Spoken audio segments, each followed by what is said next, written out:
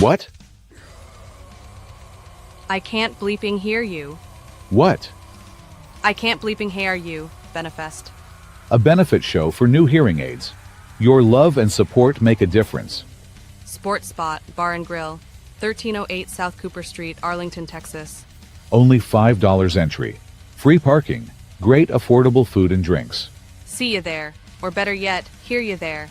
Let's make some noise for a great cause. I can't bleeping hear you, Benefest. Sports Spot Bar and Grill, 1308 South Cooper Street, Arlington, Texas. A benefit show for new hearing aids. Your love and support make a difference. What?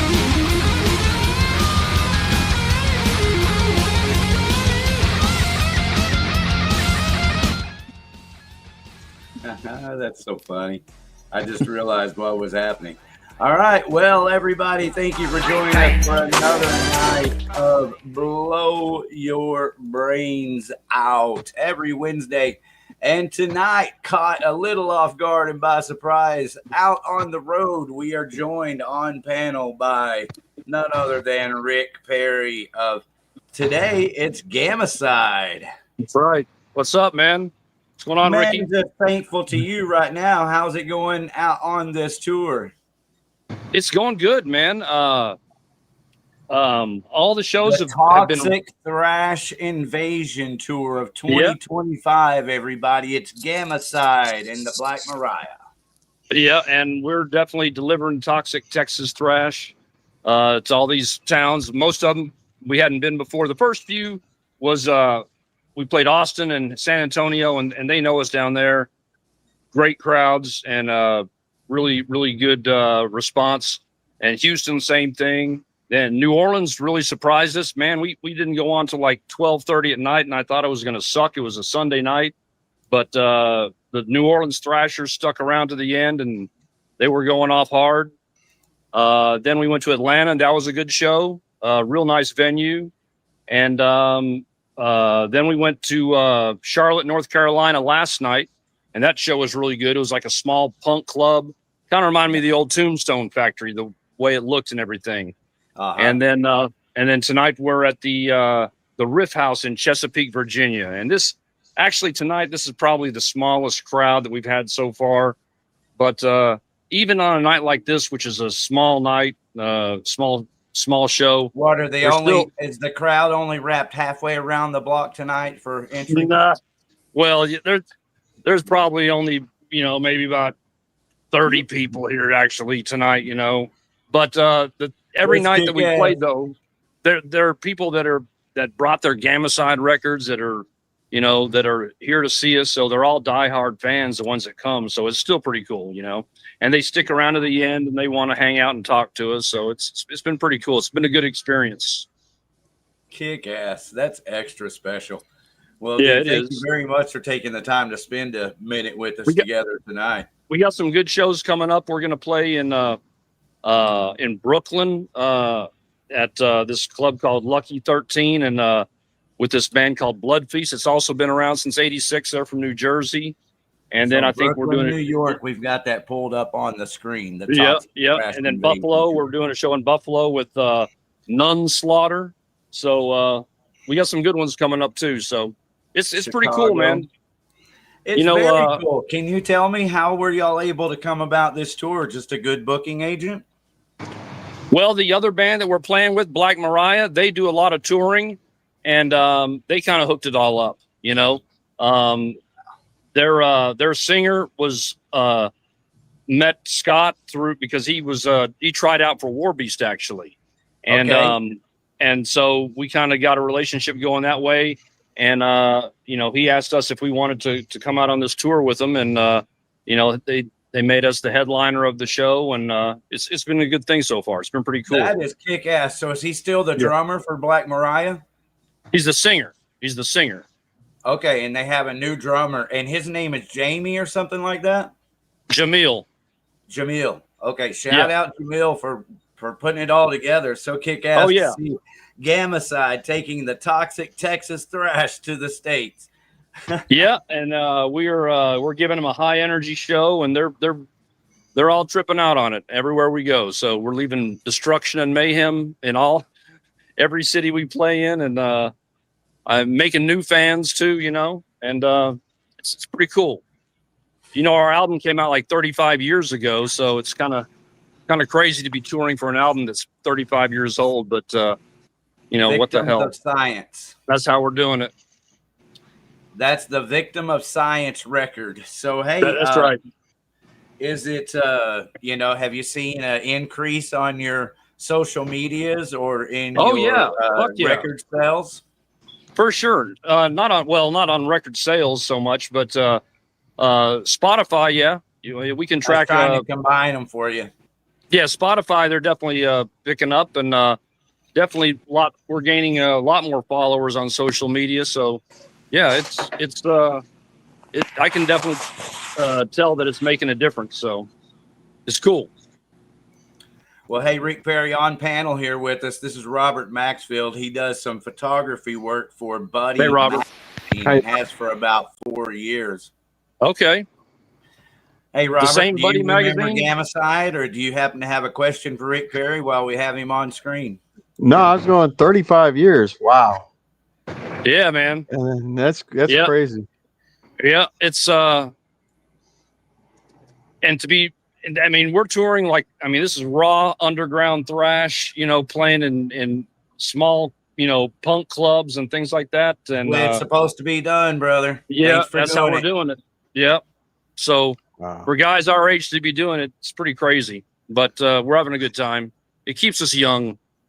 That's the Damn point. right. Keeps us young. That's the point. Well, here's to y'all staying safe out on the road while you do it for sure, because I know you're not. We had a few setbacks. We actually, when we were leaving Houston, we got hit by a deer, and it fucked up our trailer and bent the axle, so that caused an issue. Damn. And then, other than that, that's been the only mishap so far. So if that's the only thing that happens, we'll be all right, I think. Yeah. So so on the side, hit your trailer. Yeah, it just jumped out of the ditch and it hit the back of the trailer, and it tore the bumper off, and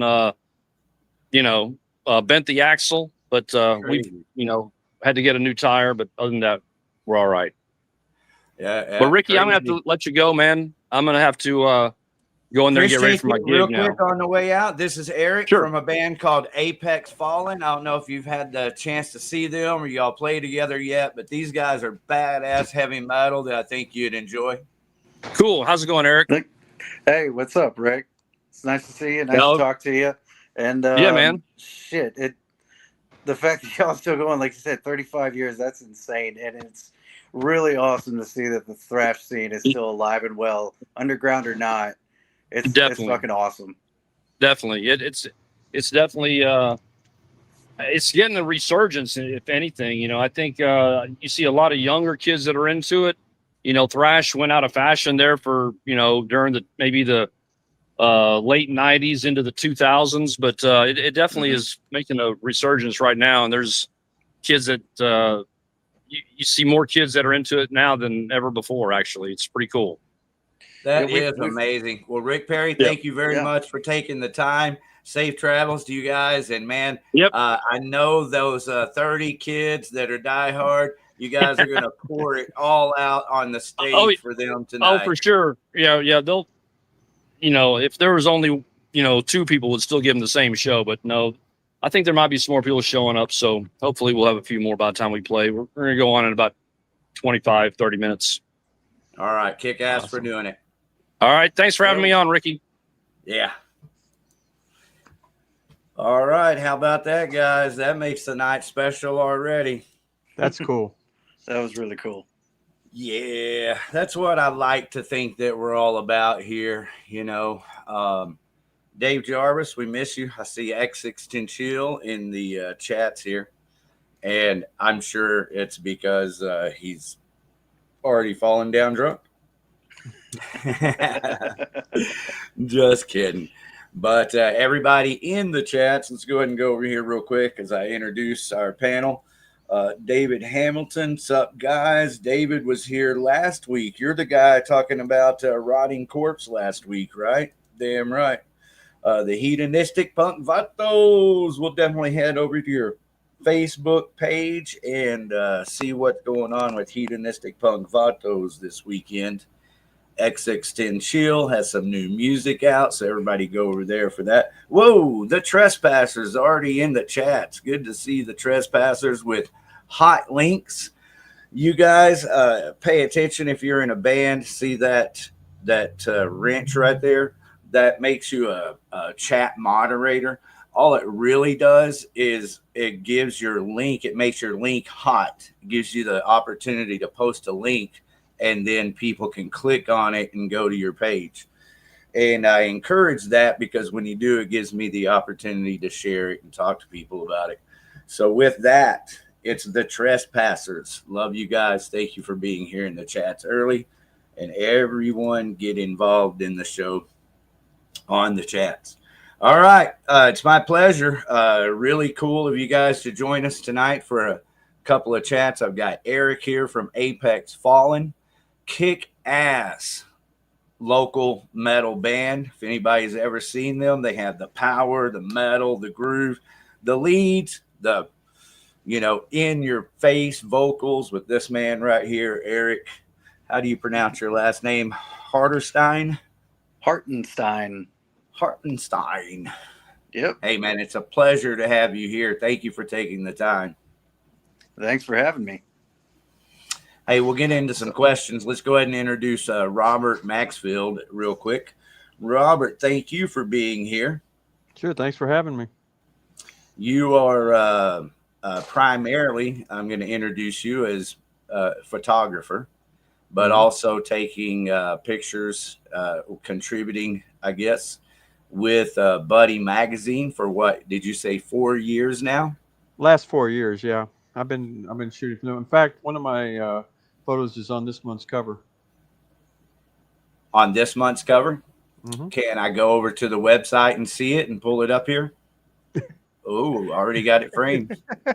Yep. So damn right. Yeah, you can go over to the website. You can go to buddymagazine.com, and it should be up to stories there. It's a local band from Dallas, and hey, this is 2025. We can work magic here. Poof, there you go.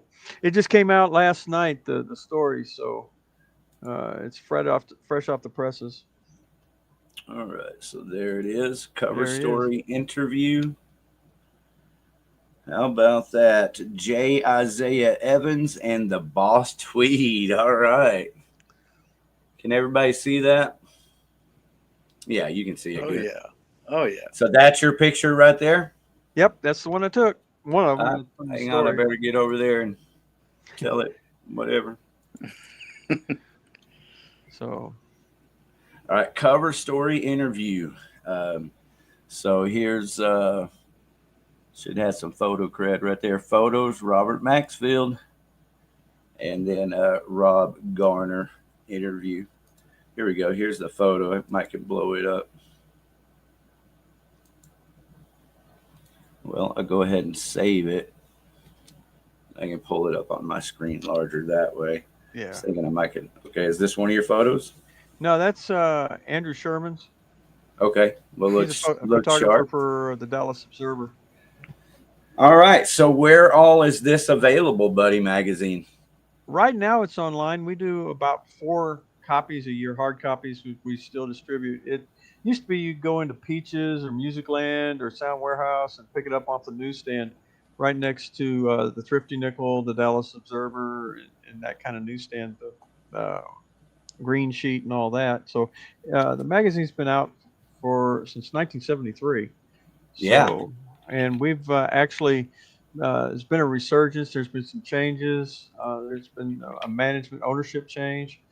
And we're in the process of trying to, what's a better word than diversify, but spread out and cover more Texas music than just blues and that kind of stuff. So that's why we're here. Man, you put all that information pretty quick. Thank you very much. Yeah. Hey, the original question, is this copy here that's out right now, is it printed and available in print? Not on print, no. It just came out last night. It's on the website, but it will come out. We'll be at the Dallas International Guitar Festival at Market Hall next May.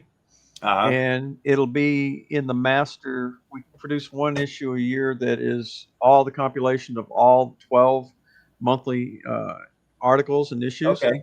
and it'll be in that compilation. Okay. All right. Kick ass. Well, that's definitely one way to do it. Again, it's 2025. Here we are. I'm at my house. Y'all are at your homes, and we're online talking together, and people are in the chats, and then this will be, online as long as YouTube allows it. So, YouTube and Facebook, I suspect. Anyway, so it's 2025, and there's multiple ways to do things. Even bands are releasing songs as singles and video accompanied singles, and I support all of that. It certainly as much as I support a band releasing a full record. If you're able to, I certainly believe a bigger band that's able to afford to put out a record should still think that way, but maybe release the songs individually every month or every couple of weeks or something like that. Yeah, agreed. That spreads it out over time, and I see a lot of bands put out like 8 or 10 songs, and then it's gone, boom, and then they're forgot about for the rest of the year. And if you put it out I think my opinion, you put it out one every couple of months or something like that, it keeps you relevant. Yeah, absolutely. Well, I'm still old school, and I know you are too, where I enjoy a packaged CD, and Oh yeah. I believe it's one of the best ways for bands to, make a little extra money at gigs by selling merchandise, because, most people will pay $10 for a CD or $20 even, really. Your fans will, and they'll appreciate it. I know I do. I usually buy a T-shirt and a CD first. Yeah, we do too. We try when we go to shows. We've shot 150 artists my assistant and I have shot 150 artists this year alone. Wow. And when we go to major shows and stuff like that, we'll hit the merch table, and a lot of times Julie will go out and she'll find the artists and talk to them and give them information about what we do, and they'll sign their stuff for her. So it's kind of a cool thing for her. Hey, let's be respectful to Eric real quick. Eric, how much time do you have? You can see here, Robert's, do you have questions for him? I mean, no, I just admire what you're doing.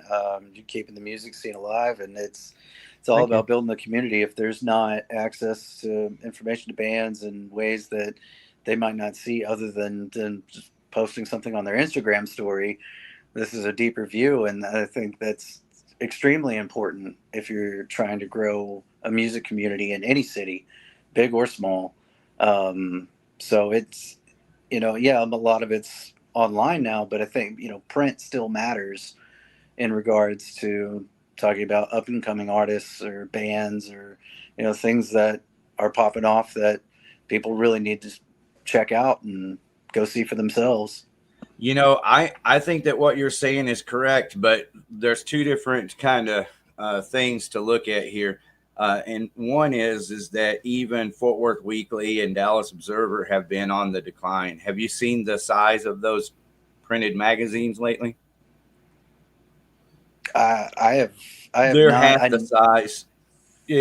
If you're like me, I'm an old school Dallas Observer, Fort Worth Weekly guy primarily for the music, even though most of the music they report on I'm not really interested in. But when they do report on the bands that I know and love, I always enjoy that. And so anyway, even those big magazines, probably across the nation, are like half the size these days. So printed medium is a challenge. All right, especially at that major level. Have you seen the Rolling Stone website, for example? It looks like the New York Times. Yeah. I mean, it's not friendly at all. And there's a lot of the magazines. I know Cream Magazine a couple of years ago had some changeover, and they were doing some modifications. And I've heard various things about what happened with that. Buddy went through a period where it was up and down, and went through an owner change, and it went through our publisher emeritus passed away in the last couple of years, Yeah. and we're trying to bring it back to by doing some new things that, like you said, um, people in reading hard copy. Some of us like to, some of us still do, but there's a lot of us that just want to catch it right now and on the web or on YouTube or something like that. And that's what one of the things we're trying to adjust to right now is being able to do that. Dude, I'm giving you a hand clap because Yeah. that's sincere and heartfelt from me and everyone else, all our listeners and all the bands.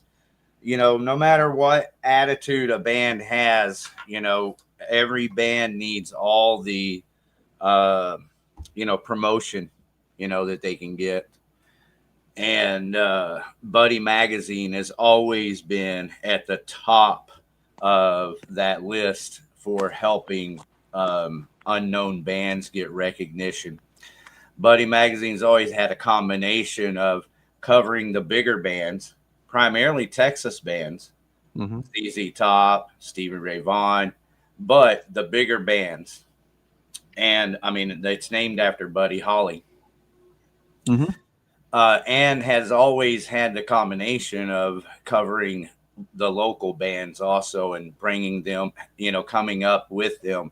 Like, for example, Edie Brickell and the New Bohemians back when really nobody knew who they were. And there's a long list of bands. So, man, to have you committed to it, here talking to us about it, and I know you've been working on it for 4 years, almost kind of shames me, but I'll definitely spend some time on that website and kind of see what all is going on. But either way, thank you very much for doing it, and make sure everyone at Buddy Magazine knows that. And we'll be talking about all the reasons why. That's why we're here tonight. Well, one of the other things we're talking about, Rick was just talking about, they've had their album out for 35 years and they're Right. touring with it right now. A large part of some of Buddy's readership and the players they've been covering over the years are in that age bracket, and it's reaching a new market and a new group of people. So that's part of the reason for it. Well, and you heard what else he said, that there, gamma side music is more popular today than it ever was. And so you're right on track at Buddy Magazine with wanting to cover more of the local metal bands here in Dallas-Fort Worth. Yeah, we went out to the Haltom Theater back in July for Vulgar Fest. Yeah. And scoped it out. And to be honest, I've been shooting a lot of red dirt and country music and blues and stuff like that. But more of my roots go back to Blue Oyster Cult and stuff like that. So, and I'm kind of like, I'm more cowbell. Yeah. So I had to shoot what was available. And then we discovered through you guys that there was a pretty good scene. Hey, there's G-Rad. Anyway, we discovered there was a big scene in Fort Worth, and we wanted to check it out, and y'all helped get us out there so we could get a taste of it. So Darlene and I and Zoe were very, very happy. It was a good time. That is kick ass. And so did you publish a story or pictures on your website? I put them out on my website. I've got them on mine, and we take a lot of photographs and things like that. And then what we'll do is we'll store them for, it may be, I'll give you an idea. I've got a picture of Andy Wood I took in May, and I didn't get it published until like October. They were looking for something from him. So just because it's not instantaneous that we get the photograph, we may use it 6-8 months, maybe a year later, and we'll compile them for various articles that we're doing.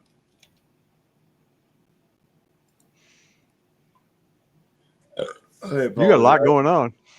Yeah, making sure that I'm sending G-Rad the link.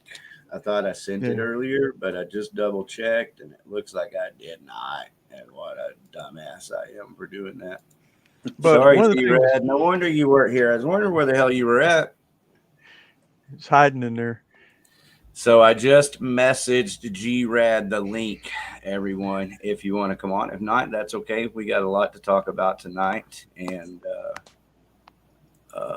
all of that. So you had mentioned Buddy Magazine. Y'all are going to be trying to cover more of the local metal bands, kind of the bands that play Haltom Theater, for example, and We're going to cover a lot more different Texas Dallas. bands than we've ever covered before. A lot more different genres. I'll give you an idea. We just covered on St. Patrick's Day an Irish rock band out of where is it? It's out just north of Houston, and nobody ever knew anything really about them, you know. And there's like, that's Texas music. So What's their name? The Blaggards. Spell that. Blaggards, and it's a guy named Patrick Devlin who's the front man for him. And if you can imagine hard rock kind of to an Irish beat, there you go. So, Speaking of there you go, remember this is the magic of 2025, and one of the reasons I enjoy doing what I do. I've got the Blaggards on screen here. Let me see if I can make this a little larger. They got a show coming up at the Continental Club this Friday, October the 17th. It's the Blaggards. it's a lot of fun. They Nice. really are.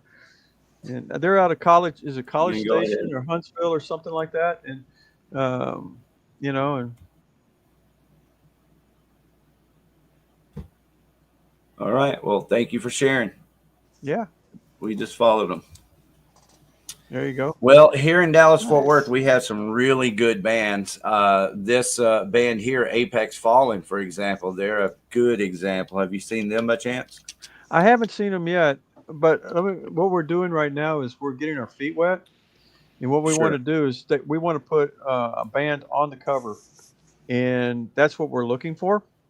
So, you know, if we got any bands that are out there that are interested in being on the cover and a story behind them to go in the magazine, it'll be kind of a first in a long, long time. So that's what we're looking for. There they are. Well, we would be happy and honored to help with that in any way here, Max. You already know that. And, you know, you're not just getting your feet wet. You're jumping in, you know, pretty much the deep end here at Blow Your Brains Out here with us tonight. So with that, Apex Fallen, Eric, tell us a little bit about your band, bro. Well, we are a metal band from Houston, and so a lot of influence from different sides of the metal genre, metalcore, hardcore, deathcore, and we try our best not to pigeonhole ourselves into one type.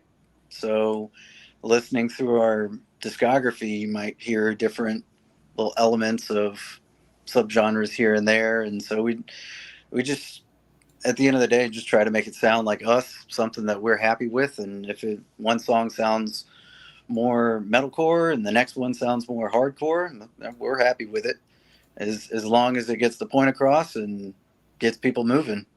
That's really all our main goal is with our music, and makes us happy. We're hoping it makes other people happy, and try to put on the best live show that we possibly can. High energy, a lot of parts coming out of nowhere. Recently, we've had some songs where we've incorporated a lot more electronics, so we've put in like some dubstep kind of sounding parts at a little bridge here or there that you might not expect to see coming after hearing, you know, most of the song, and then that part just kind of hits you. So does that mean you're playing to a track? No, well, we're not playing necessarily to a track, but we do have some backing track just to fill. That's the what I sound here meant. and You there. got a backing track to make those. We do have a backing track. Dude, there is going. nothing in the world wrong with that, especially if you're talking about bridges and fills and different little wild things, man. I mean, again, it's 2025. Enjoy yourself. Yeah, and I think, you know, with the way technology is, why not use it to our advantage? If it elevates our music to another level, having you know, some cool shit going on in the background, then cool, and why not? Because we've played shows with Down some with it. purists that are just like, oh, we don't want to touch nothing electronic. Well, why? It could sound so much cooler if you did. Well, you guys are pretty fucking heavy, though. I mean, you're in that Pantera vein of heaviness. You've got that, you know, it's a real power groove thing going on. This guitarist is really kick ass. What's his name again? Reese. Reese. Yeah, Hey, he is Reese. the long blonde hair right there to my left in the picture. Yeah, he's a unique guitar player, and he's, you know, committed to playing. I think everybody in the band is committed. Every one of you are talented, and you know, especially you. Also, I think you and guitar player are on those unique levels of having, you know, something, you know, something,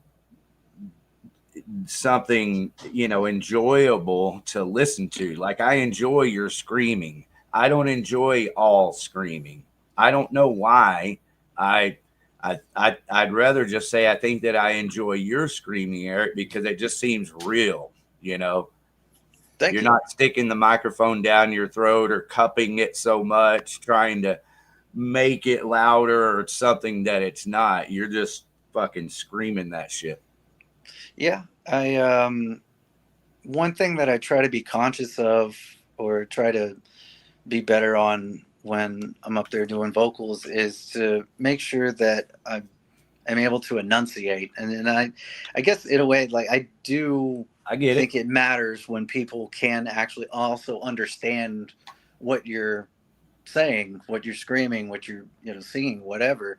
Um, It yeah, will to certain people, that's for sure. yeah, and I think that if I want people to understand the message, and if they can follow along with the lyrics at the same time, like that, that's awesome. I could go the route of, you know, cattle decapitation, cannibal corpse, deicide, and everything, and it's like, cool. You're just gonna have to look at the liner notes on, you know, the albums to actually get the lyric list and understand it there. But if you're in the moment and you can actually, like, oh, I understood what he just said in this verse, there you go. That's really what I want. I don't know why, but that really matters to me. So it's actually always mattered to me for some reason. Um, but yeah, we've been going along for the band's inception was what, 2019, and I think now we've just this past last October to now, we've finally gotten into our swing of like, okay, this is our sound, this is how we want to be, because it was a lot of trial and error up to then, and going through other members, lineup changes, and so forth. But I think now we're finally on track with the same mentality to have like our sound. What does Apex Fallen sound like? It sounds like what we sound like right now. Well, back to the pronunciation real quick. You know, I think that it helps, like, people like me, for example, like, you know, sing along with the songs. We have an idea of what you're singing and, you know, what lines are coming up. And then especially you have a guitar player that knows how to play. And so he's accentuating the notes that you're singing and things like that at times also. So it all kind of goes together, and I appreciate you guys for doing it that way, no matter how it got all mixed together. I think the way it's, you know, coming out right now, that you guys, now I need to admit my biasness before I sound like I don't love all bands, because there's a long list of bands that I enjoy so much that I play their music here on BYBO radio every week. But my personal biasness is my favorite bands are Pantera, you know, Metallica, Judas Priest, Iron Maiden. But you know, I love that heavy groove when it's done right, you know. And so I just like everything about what you guys are doing. Another local band that I like a lot is called Pass the Ammunition. Yep. Great guys. Yeah, it's not the same music at all whatsoever, but it's in that same real heavy groove driven. They have two lead guitarists, so you have that difference there also. But that says a lot for your one guitarist, though, because I've spoken so much about his playing already. So yeah, that's it. I'm a guitar freak. So- Everybody knows. Nothing wrong with that. Hey man, I grew up on, well, it depends on where you want to start. Black Sabbath, Led Zeppelin, but really Eddie Van Halen. I heard Eddie Van Halen for the first time when I was 12 years old. A week later, I was at the very first Texas Jam where I saw Eddie Van Halen play live, and I was 12 years old. And, it changed my life, obviously. So the next year, probably January, February, I saw Van Halen again. I'm 13 now, with Black Sabbath on the last Black Sabbath tour. And what I already knew was absolutely confirmed with exclamation points that night in Dallas. I was like, whoa, we have never seen a band like this, I bet, ever, I was half speculating because I didn't get to see Led Zeppelin or Black Sabbath in their prime, or Aerosmith. Well, I did see Aerosmith at the Texas Jam. First one. Yeah, late at night at the first one. They weren't really in their prime as much, but it was a lot of fun. I was there. You still got the sunburn? Sunburn? Yeah, you still got the sunburn from that time? Man, my experience was really awesome. I'm going to keep it quick. I went there the day before. Again, I was 12 years old. I didn't have a car or a ride. Me and my brother hitchhiked. So to make sure we got there on time, we left early the day before. We got there, no problem. And so I stayed up late. And yeah, I was there for every band down front. Heart, Journey, Van Halen. Aerosmith, Ted Nugent. Well, what happened was Aerosmith kind of went on late. And thankfully they did, because that's when I caught my break. I literally was so tired. I was just tired. I was exhausted.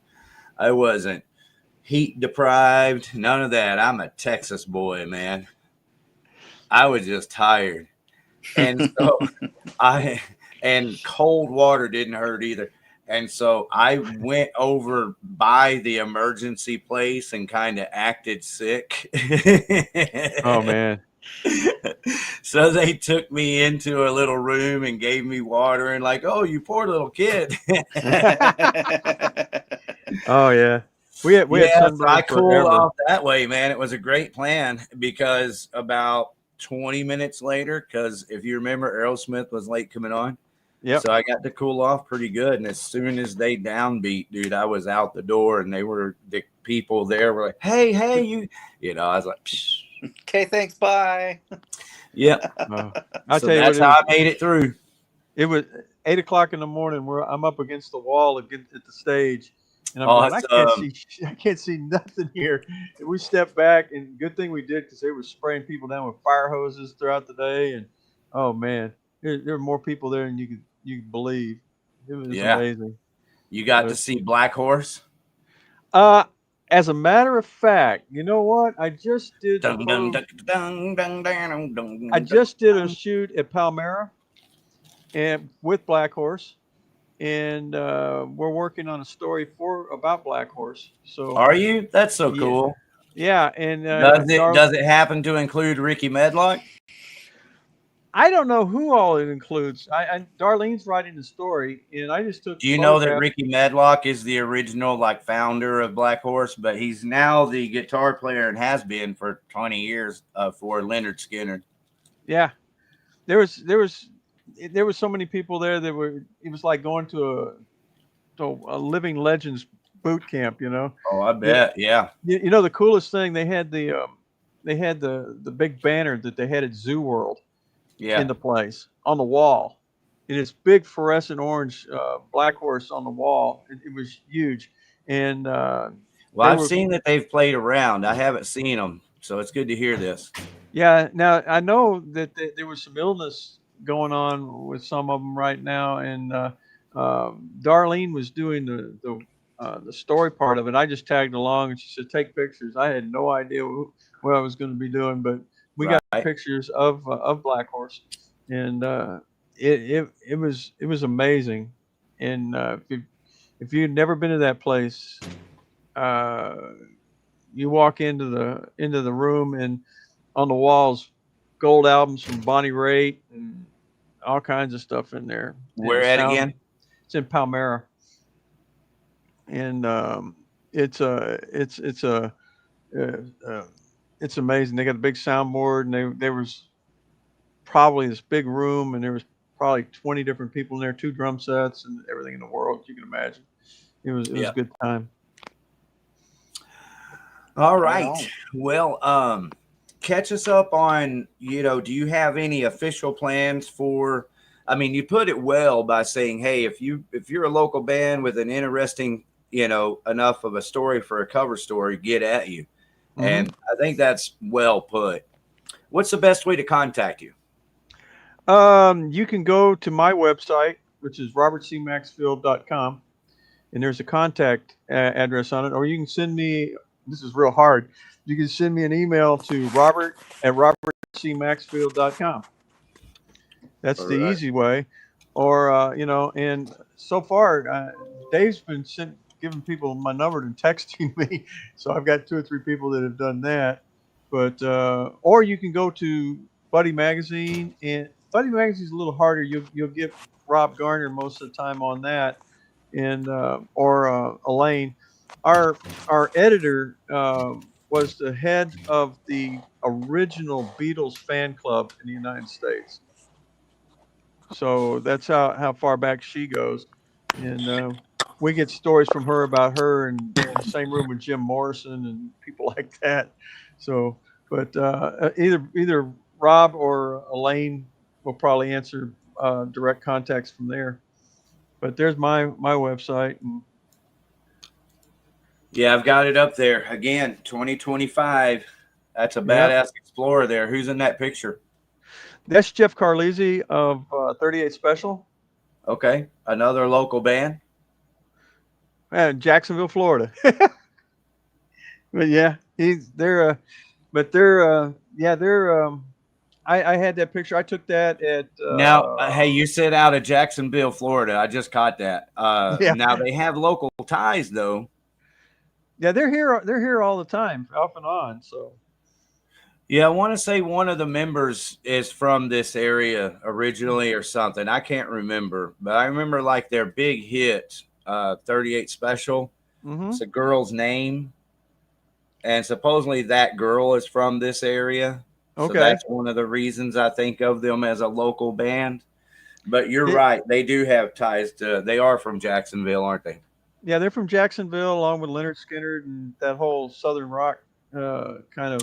Maybe grouping. somehow tied into Ricky Matlock of Blackfoot. But Blackfoot was a big thing there for a Blackfoot. minute. They put out that song Train, Train, and all Yeah. the radio stations were playing that for a minute, and it was so fresh and good, that it caught a lot of people's attention. There's a lot of people that we cover on a regular basis. I don't know if Derek St. Holmes played with Ted Nugent. Yeah, that's If you badass. remember him, this last May he pretty much led off part of the day for the International Guitar Festival, and led off with Cat Scratch Fever, Just What the Doctor Ordered, and Stranglehold. And I hadn't seen him do that since I saw him at Tarrant County in 77, 78, Yeah. 78. Uh-huh. So, and I was like, wow, so it was really pretty Really good, huh? Yeah, and then Rocky Athos is running around playing. If y'all don't know, man, I can stand behind the Motor City Madman. Now, I grew up on Ted Nugent. I've always been a guitar freak, and Ted's a big, right there part of it. It's just the way it was growing up.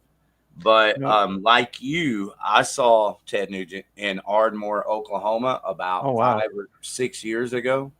Yeah. And 2 things. I wasn't sure it was going to be that good, because I'd already seen him multiple times back in his prime. And I didn't want to hear him talk about politics. So the good news is right there in Ardmore, Oklahoma, he didn't talk about politics at all. And he delivered the goods. Yep. It was the best performance of Ted Nugent and his band that I had ever seen. And that was just 5 or 6 years ago. Yeah, he's still incredible even to this day. And other guys that were out there, you ever heard of Gary Hoey? Well, hang on before we move on. Derek St. Holmes, did he join the show that you saw? Yeah, he was the singer. He was the lead singer for Nugent. I know, Yeah. but was he there? Because he's not always there, but he was there at the guitar show. Yeah, he was at the guitar festival, and I sat there and talked to him for a little while. And he let off the. Okay, it's normally Friday, Saturday, and Sunday, and he was played in the one day. Just one what the doctor ordered.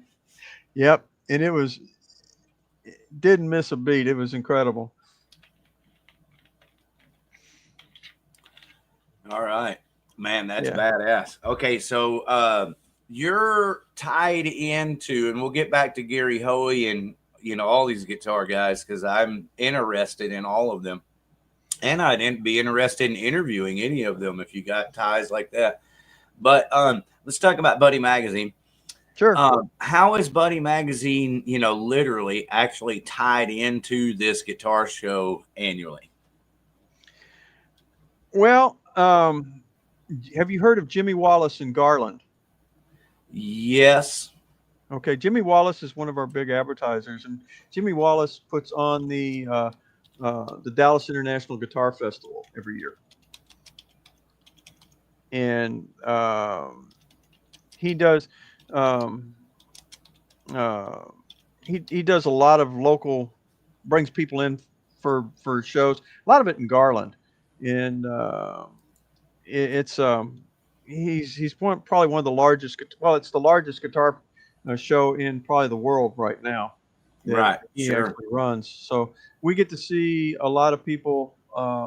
There's a list. You can get an idea if you pull it up a little bit. You can see. Well, let's point out the date. You are not too late, everybody. It is coming up next year, May 1st, 2nd, 3rd at Dallas Market Hall. Get your tickets now.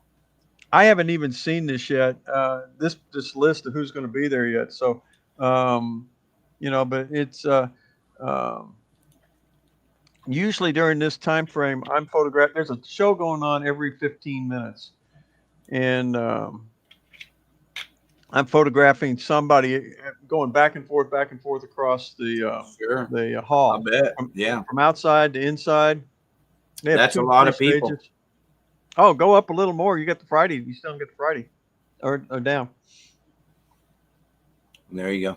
It's Friday, Saturday, and Sunday, and I haven't even seen who's going to be there yet, but there's some really good guitarists. Jason Elmore is incredible, and Chris Duarte is really, really good. And the other year, a couple years ago, they had Eric Johnson there. So if you play Guitar Hero, there you go. And sure, yeah. So, but this is probably one of the big advertisers. Let's see. I know Andy Timmons has always been involved. Mm-hmm. They had Orianthi there the other year. Really? Guitar for Alice. That's awesome. Yeah. Played guitar for Alice Cooper. Yeah. I know who she is. So chick plays guitar. Yeah, that's what I'm saying. Andy Timmons always been a big part of it. A lot of big names. Yeah, Rocky Athens was Black Oak, Arkansas. Go, Rocky Athens. That's a big name to me. Rocky Athens Lightning. So Michael, who's that fast guitar player? Michael Angelo. Old dude, fast guitar player, played with the double neck on both sides and stuff. There's some incredible Michael guys. Beato or something. What is his name? Michael, I forget. But I saw him there once, and I believe Dime, I believe, played out here 25 years ago. There's so much history. Last year when I think Rick Derringer died, they had pictures of him out there. Rock and roll. Yeah. So it's row. I haven't even got to look at all of them yet, but it's a big deal. It's a lot of fun. And Yeah. Okay. Now back to Buddy Magazine. How are y'all tied into Jimmy Wallace and this guitar festival every year?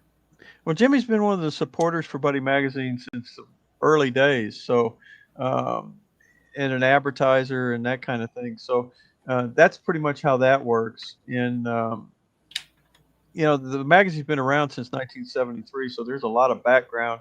So basically, he's just willing to pump enough over there to, make it worthwhile to invest what's happening with Buddy Magazine into the event, I guess. Well, and go ahead. I'm just trying to figure out if there's any specifics. That's all. It's me being silly. Yeah. Well, the thing with it is, Buddy's always been free on the newsstand, always free. That's correct. And part of it is most of us that work for it are volunteers. We do get some payment every once in a while, but it isn't going to feed Ethiopia. So, right. Yeah, there's some perks, but yeah, no, I get it. I've been doing media all my life. Look at me, still broke. So that's where my heart comes from when I thank you for doing what you do, and especially when it actually helps other people, other musicians. Yeah, it's a love for music, and it's a love for photography for me. I get to combine both of them, and it for me it was a bucket list kind of thing. I'd been out of I've been out of concert photography for quite a while, and I was doing other kinds of photography. And my 15-year-old granddaughter moved in, and I said, "What the hell do you do with a 15-year-old girl, right?" And so I thought, well, maybe she'll like to have fun and do the family business kind of thing. And I put my portfolio out there, and I started getting hits and calls. I was like, okay. And then I found Buddy was still in business and still running around. And I said, well, that's a bucket list kind of thing, And so I got a hold of Chuck Flores and Rob Garner, and they asked me, they said, what do you want? I said, dude, at my age, I don't care. I said, I just want to be in Buddy Magazine. They said, okay. And,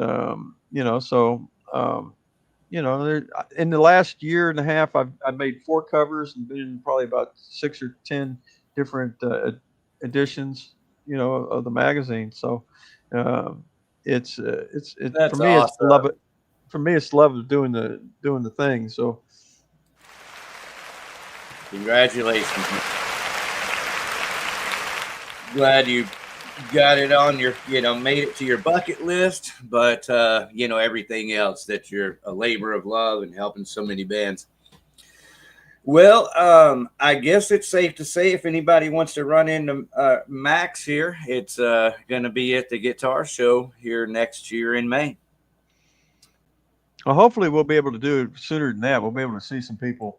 Yeah, we're already working on getting a list of people that are interested and going and visit and calling and talking to people and seeing what's available.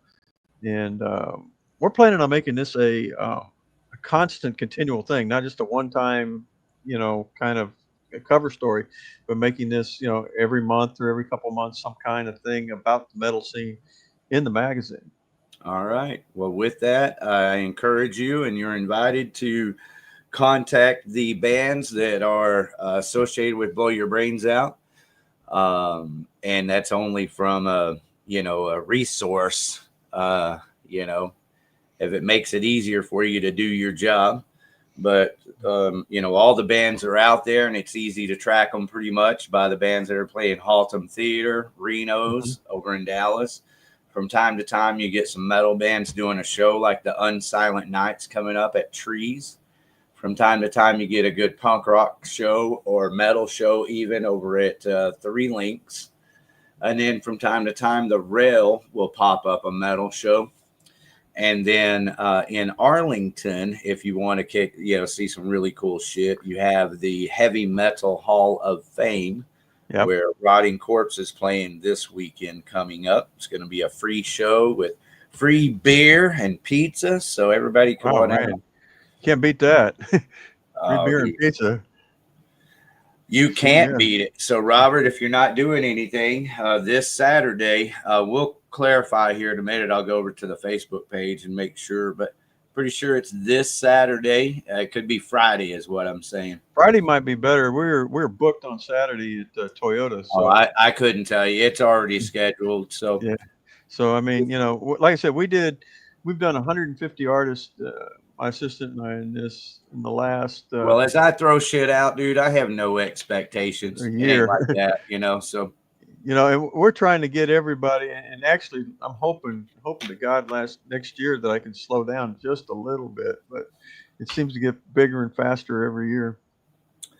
well, one thing I'd like to throw my hat in the ring. If you're going to do something about local media and someone taking 2025 technology and pushing the boundaries, here I am. I've been doing this now for 4 years. Blow your brains out every Wednesday night. We've missed a few, maybe 5. I don't think we've missed 10 shows in 4 years. Yeah, I catch you usually on about 8:30. Yeah, thank you for your support. You've been in the chats for a while, and Yep. it's so cool to have you on panel. Thanks. I mean, that kind of support all the way around is just priceless. So thank you. I'm glad to be here. And I'll think all of it that you got. Like I said, you want to write an article about Blow Your Brains Out or Outlaw Video TV, I'd be honored. And then also same with Heavy Metal Hall of Fame. I can hook you up with my brother and a lot of people. He was in the Fort Worth Star Telegram last week. Wow. Big article about Heavy Metal Hall of Fame in the Fort Worth Star Telegram. I've heard the Hall of Fame's been getting some press, which is really good. It sure has. Well, last month it was Channel 11, CBS 11 ran like a legit 2-minute piece on them. Man, it was excellent. Wow. That's good. That's good. Yeah. Well, he's not done. You know, he's got Fox 4 is coming out, or maybe already came out. I just know the other day he was telling me Fox 4. And then when I was over there the other day, he had another reporter there and had a bunch of stuff laid out and was telling him all this stuff, you know, and the guy was really into it. And so I forget what article he's doing, but he's doing a big piece on Heavy Metal Hall of Fame also. Yeah, I was really shocked and surprised. Of all places, Arlington, Texas, you know, you're going. What, for the Heavy Metal Hall of Fame? Yeah, yeah. It's my brother, Jerry Warden is who it is. And he has a big heart for heavy metal music. You know, it's just where we both, you know, but he especially, you know, kind of found his niche in life, you know, naturally. Like I said, Eddie Van Halen when I was 12 years old. Now, part of that, my brother Jerry is 5 years older than me. You know, part of that's because of him. And then I've also got another brother that's 2 years older than me.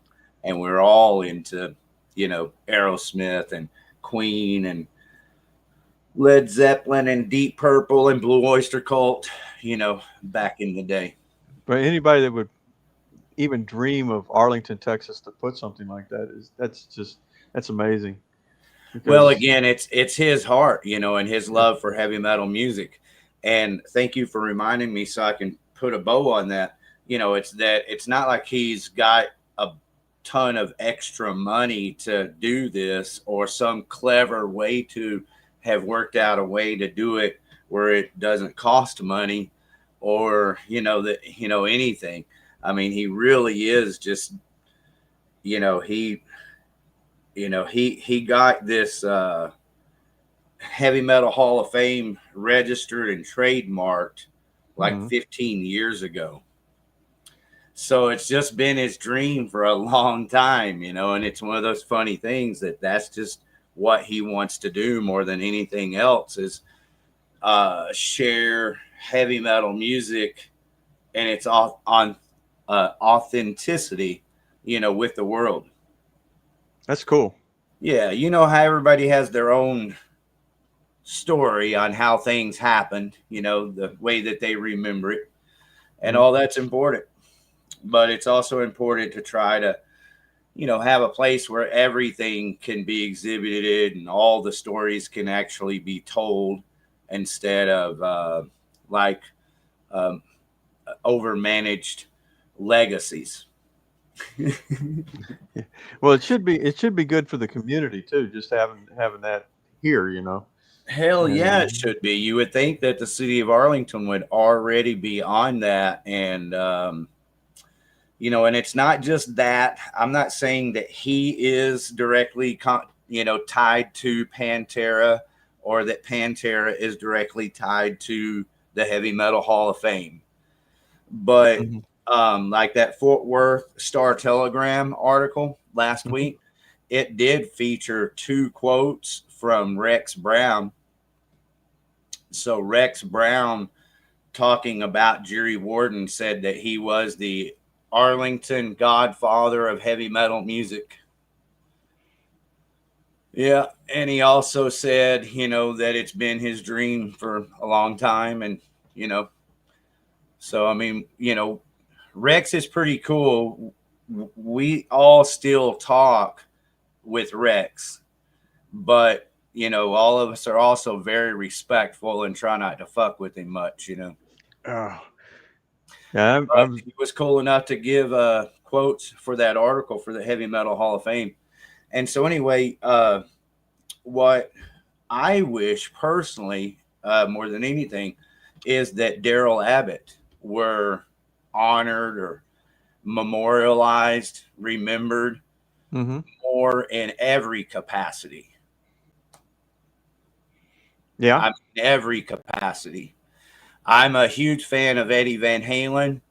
He's got a heart-shaped gravestone marker with a VH logo on it, you know, and supposedly he's in the ground. Randy Rhoads, same thing. And Yeah. I don't know. I just think that Daryl's life was exciting enough that he literally touched enough people's lives in a more impactful way than my other favorite guitar players like Eddie Van Halen and Randy Rhoads. And you know, I think there's something to be said for the legacy of Daryl Abbott, that person, much less the band Pantera. And so I believe to such a degree and extent that the city of Arlington should have enough common sense to have a long time ago, without the influence of my brother Jerry or myself or anyone else, should have enough common sense to see it as a moneymaker, you know? Well, you know, they have a big Arlington's a little strange to deal with, but they have a big place called the 11th Pavilion. Oh They yeah, do that's they right do where the a, Heavy Metal Hall of Fame is, like they do right a lot next of door. stuff in there, and you know, and it's right there next to the It's a Mellow Mushroom, beautiful and downtown city area. okay, It so really is. The library's right there, the city yep, hall, Levitt Pavilion, Heavy Metal Hall of Fame's right there now. wow, And there's tons of free parking. There's tons of little, you know, stores and shops to get anything you want. Bunch of and it's restaurants. the best thing about it is the whole area is pretty safe, and It that's, you is. know, you're not going to a place that you got to worry about anything, and it's a Well, nice you kind area. of, I'm going to tell you, I think you always have to be mindful. You know, I don't care if you're a man or a woman. You know, you always, if you're in public, you always need to be mindful of your surroundings. And if someone is looking at you overtly, you know, too much, or approaching you in a, you know, not normal manner, you know, you Yep. should always be mindful of those kind of things. And it's my belief that if you're putting out that you're aware of your surroundings, the less likely it is that someone would try to take advantage of you. Yeah, that's true. But the areas down there is really nice, and It really is, but it's a good area. unlike, I mean, it's not Still gotta unlike be any safe. other area. It's not 100% safe. I wished I could say it was, but you know, for an average downtown city area, it's very hmm nice. Yeah, we Hey, do I'd a say lot the of, same thing about Mansfield or really anywhere. You know, you always just have to be aware of your surroundings. we do a lot of stuff at Louisville, in downtown Louisville, Yeah. and you still, even with the police presence there, you still got to be aware that there's probably 10,000 people that are there at any given time, so you never know. Well, I can say this about Arlington. The cool thing is that the cops really don't fuck with people. Yeah. They're there, like they're in their cars driving, but they're not on foot. I mean, when they're doing the shows at Levitt Pavilion, they shut down Abram Street, and they're on foot around Levitt Pavilion, but they're not on foot everywhere else. They're not on bicycles, they're not on horses, they're just driving by in their cars, and they don't mess with people. And those that are actually at the show are enjoying it. So. Hey, Arlington has never had that big city common sense approach to crime ever. They've always had that old school up everyone's ass, find a reason to arrest you. That's how Arlington is. I'm from Arlington. I was born and raised in Arlington, went to Arlington schools. But something happened, within the last 10 years maybe, where they just really don't screw with people anymore. If you're not bothering anybody, why mess with you? That's right. Well, I mean, I believe that's their job.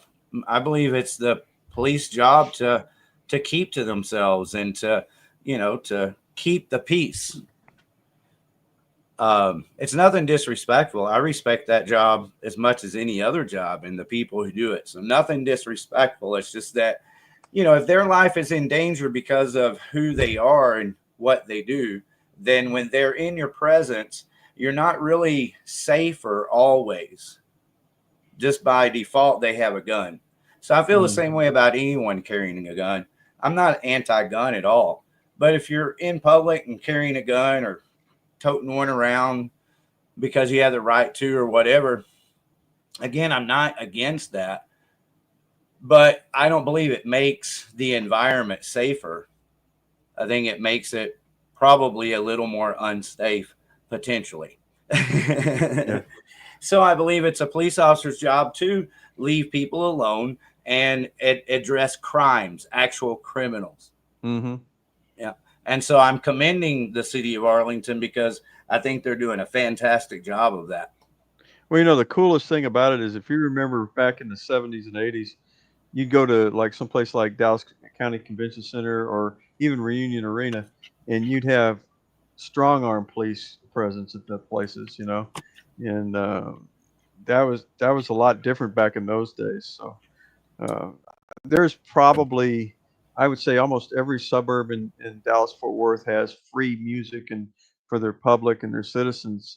Louisville, Garland, Plano, Grand Prairie, Arlington, and they've all got these things. And like I said, at the Levitt Pavilion, the police force is very, very mellow, very, very easy to deal with, and you and they don't have have some it like kick-ass shows out there too. Oh yeah, they do, and it's a variety of shows. It's not just. I wish they had more local bands, and I wish they had more metal bands and local metal bands. But other than that, they do. Heavy metal's not the only music I enjoy. So they do have good bands. They have a bunch of good stuff that goes on out there, and for the most part, they pass it. It's like going to church. They have this big bucket that's with a colored lights on it, and they pass it around, and you throw whatever you can afford to give into it, and that goes to the bands, or they let you sell your merch and stuff out there. So it's kind of a real good thing. So, but I know one band did a big deal, and they drew probably 5,000 people out there, and they charged $5 a head.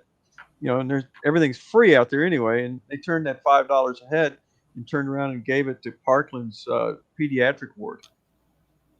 So there's some good charitable stuff that goes on out there at Levitt. So very cool. Yeah. So I mean, I'd like to see heavy metal in various places where it gets some exposure. Here's the thing is that, you can't expect that always. No. But sometimes you can.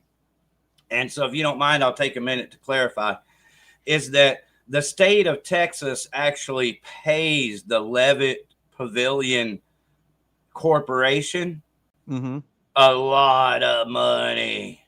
I bet. It is a very nice place. The state of Texas has a program, and most all cities are on it now. They weren't a year or two ago when I first started talking about it. But it's called the Music Friendly Texas program, and you can be a music friendly city. So it's Garland Music Friendly City, Arlington Music Friendly City. And in order to have your city be presented or recognized as this music friendly city, you have to have a nonprofit organization that's established in the community as the source.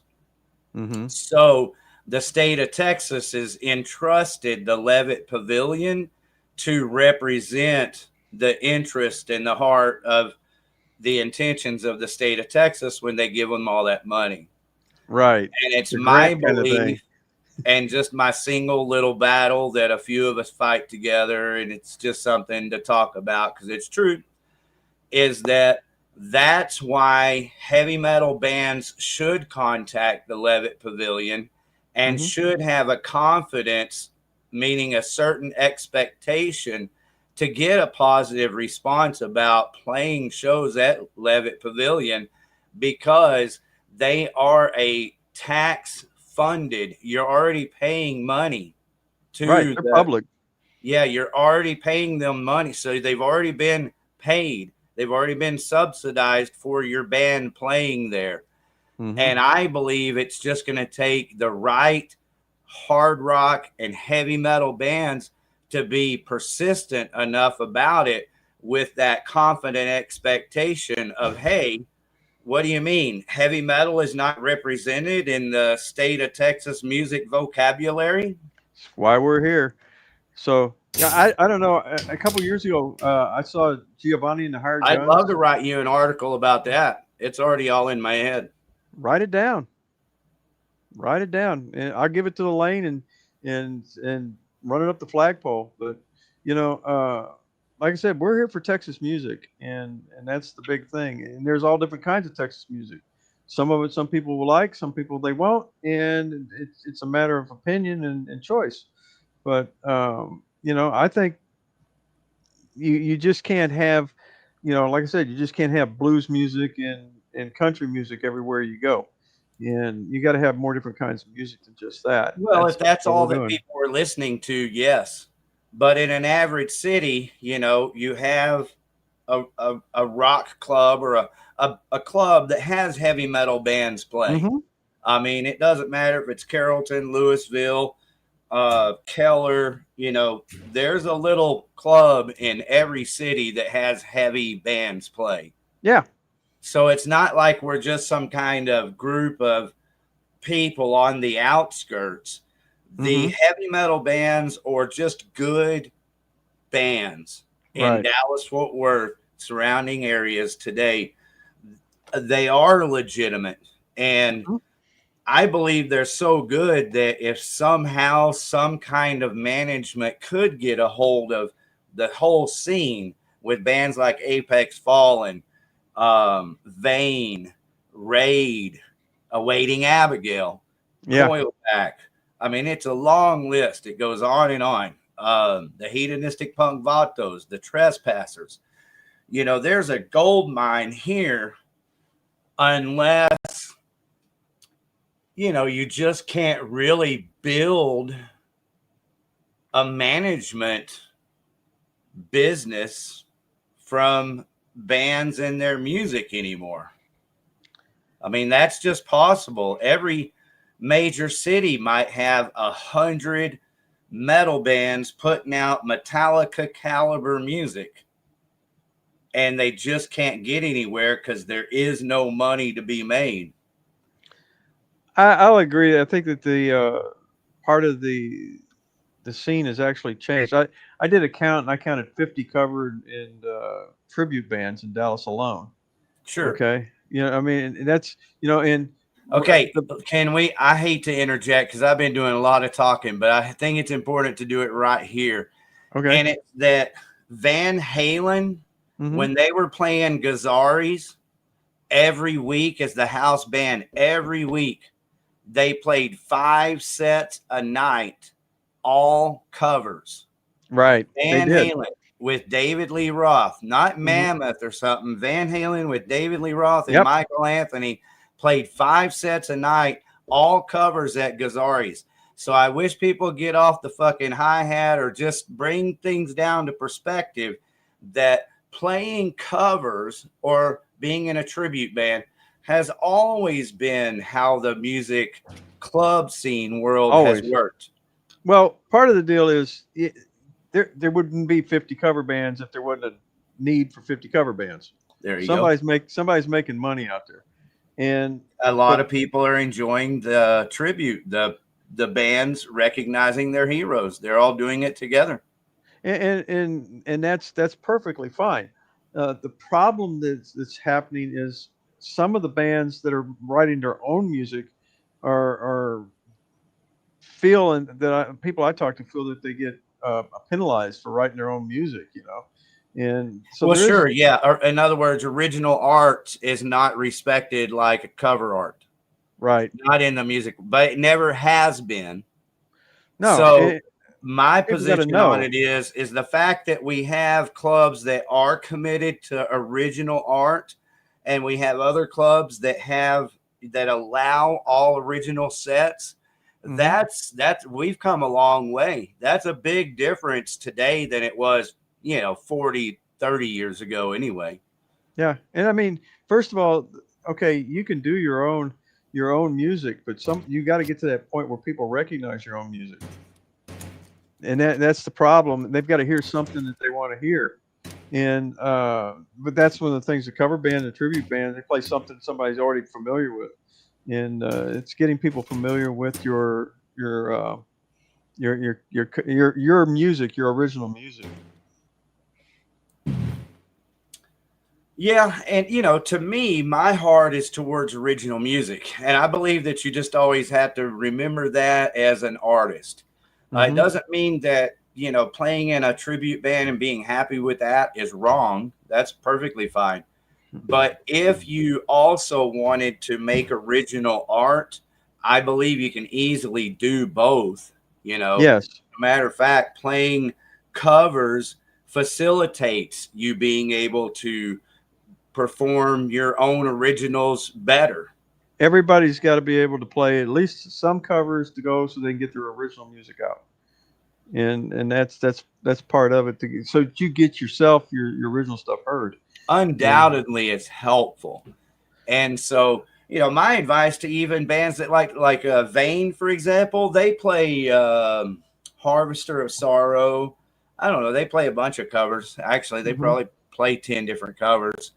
But they're really hell-bent on being an all-original band, and rightfully so, because their music is as powerful as fucking Metallica. It's mixed by Sterling Winfield, and it's really powerful. It's raunchy shit. It's part of the uphill struggle, So, but it's getting the stuff out there. It is an uphill struggle without a doubt, but it's also more just part of the reality, man. And that's where the magic behind like what's happening tonight, you and I getting to know each other better, and you opening up the platform of Buddy to these bands, and what might come from that, so helping the bands, that's the most important thing, because everything else just is what it is. Yeah, we did an issue not too long ago on the cover bands in Dallas Fort Worth. Okay. And so we cover them too, because you got to realize they're part Who of the did you music. feature? Well, hell yeah, you do. I get it. I didn't do it. It was done by Rob Garner. So I'd have to look at it, but that they're part of the Dallas Fort Worth. They're Texas music too. So I mean, they have to be done. But and a lot of the bands we cover also do cover stuff, and as well as their own original. But there is a market out there for people, because of, like I said, there wouldn't be 50 bands like that they didn't have someplace to play. And and I'm sure some of them are not successful, but there doesn't seem to be hurting anybody from trying to do it. Yeah. Yeah, man. And how about Rick Perry forging onward with Gamacide? That is amazing that they're out on the road like that. You know, there's a bunch of guys like that that are doing. They're still playing. You look at Sammy Hagar. He's what, 75? You know, Yeah. you Oh, look, yeah. look at David Lee Roth. He's Not got a only spring can he chicken. not drive 55, that motherfucker can't die. No, if he's got enough I love tequila me in him. Sammy.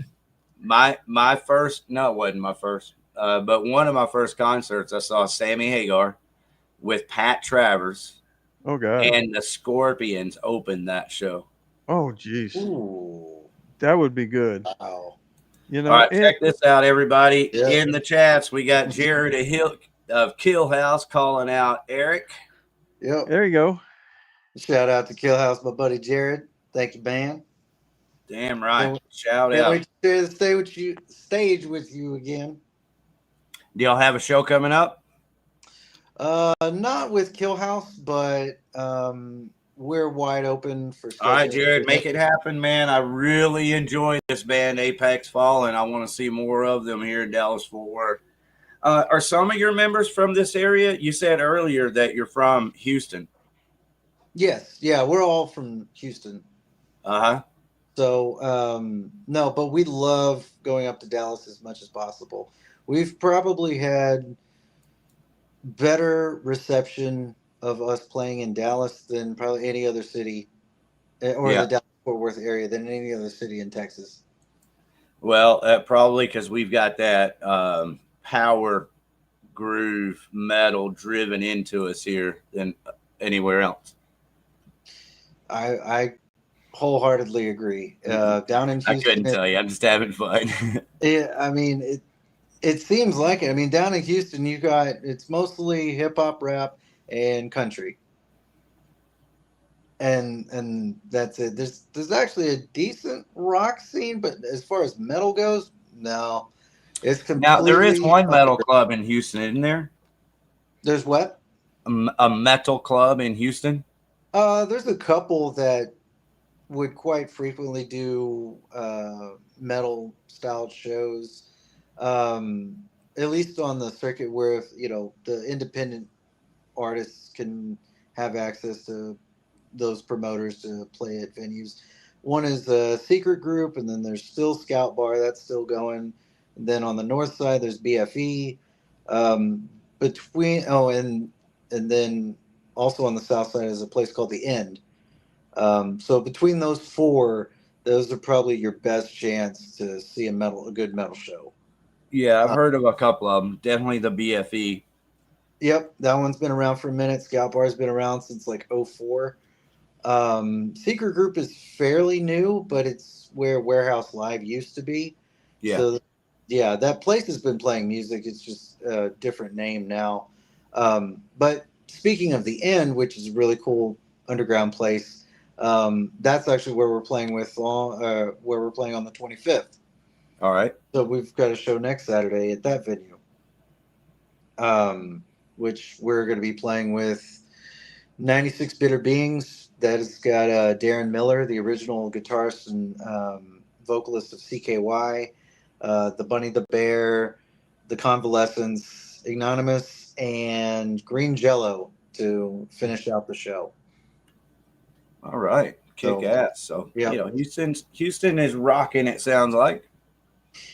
It's picking up a little bit. It's still kind of difficult to find the right scene because the city's so damn huge. And then if you're playing a show when a really big band's in town, with good fucking luck getting people at your show. So, I feel bad for people that have to play a show when Metallica comes through. Like, it's probably not going to happen, but the show must go on. What's the tribute scene like in Houston? There's actually a good amount of tribute bands. There's a couple of good Black Sabbath tribute bands. I want to say there is. I don't know about Black Sabbath. I know there's some Linkin Park tribute bands. Oh wow, that's there's interesting. There's the Sick. They're the Slipknot tribute band. Mm-hmm. And I want to say a System of a Down and Drowning Pool tributes. I believe. So it's I actually had to ask. it's a really good scene for tribute bands, but for original artists, that's yep, that's where the struggle is, and it's kind of hard to compete with you know, a wide variety of hip hop and country. It's just the most popular stuff in the city, and it Yeah, kind of what it is. we had a Well, list the we other are day. here for you, Eric. Thank you for being here. As I pass it off to Robert here to tell you about how you can be featured in Buddy Magazine. Well, what I was going to say is we had a list about the last week of September, and there were 280 shows in Dallas Fort Worth in that weekend.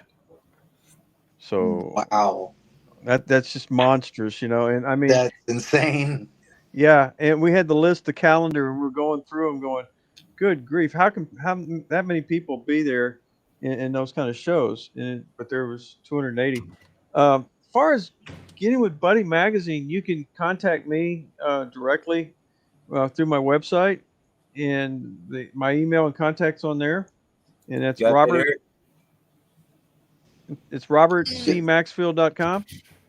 If you want to see some of my work, that's a place to look at it. You can also check out some stuff on buddymagazine.com, and in the search blank, just type my name in, and it'll pop up, and you can see some of the articles that we've written, some of the covers that we've done, and give you an idea about the magazine, a little bit Yeah. about its history.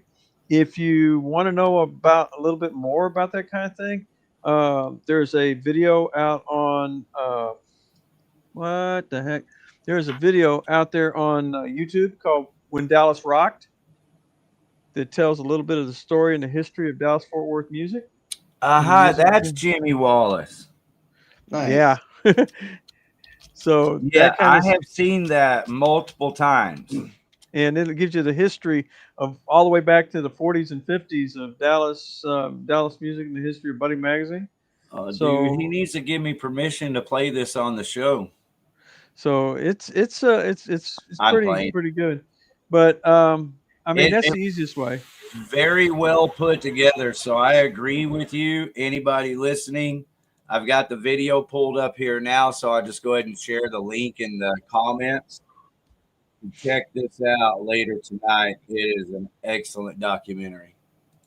Yeah, if you've been around in Texas for a while, that's part of the problem is Buddy was gone for a little while, and then the new generation of a lot of people have not heard of the magazine before or been exposed to it.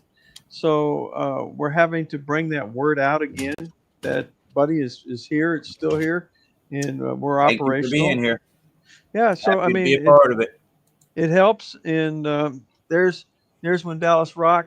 It gives some of the roots in the beginning, and you know, it's Texas original music magazine since 1973. That's And awesome. Yeah. Hey, let me give you my Buddy Magazine story. Everybody, Buddy Magazine was one of the sponsors of the guitar competition. It was oh man, why I can't think of the name of the music store, but a music store was a big part of it, and so was Buddy Magazine. And the winner of that guitar contest back in this would have been 79, 78 or 79, would have been 79, I guess, was Daryl Abbott. So Daryl Abbott was the winner of this guitar competition. And had I had a little more time, I've got pictures of Daryl winning that with the girls that were presenting him the award, and it was printed in Buddy Magazine. That picture was. And so because Buddy Magazine was a sponsor and they did a big write-up about it, me, Ricky Warden, Outlaw, yours truly, I, at the age of 14 years old, I looked up in the phone book, Abbott, the last name Abbott. There were 3 of them. One was Jerry. So these are all in Arlington. So I take the address, I look it up in a map. I had a folding map. I had to unfold and find it. It's about a mile away from my grandparents' house. And so later that next week, I went over and knocked on the door, just hoping that it was the right house. And it was. Vinnie Paul answered the door. I asked for Daryl Abbott. He closed the door. Daryl Abbott came out. We fucking talked and got along. It was kick ass. That's cool. Wow. Yeah, he handed me a flyer to a show that was like a keg party that weekend at a house in Dalworthington Gardens. So I was there, and about 5 or 6 songs in, as accustomed to how it always was back then and still kind of is, the cops showed up. Yeah, the cops showed up, and everybody scattered. Everybody went running. And normally I would be that guy. I'm a good runner. But I had the mind to talk to Daryl and just like assume that I was part of the band. So the cops never fucked with me because I was just in the band. I'll never forget that. That's some good quick thinking.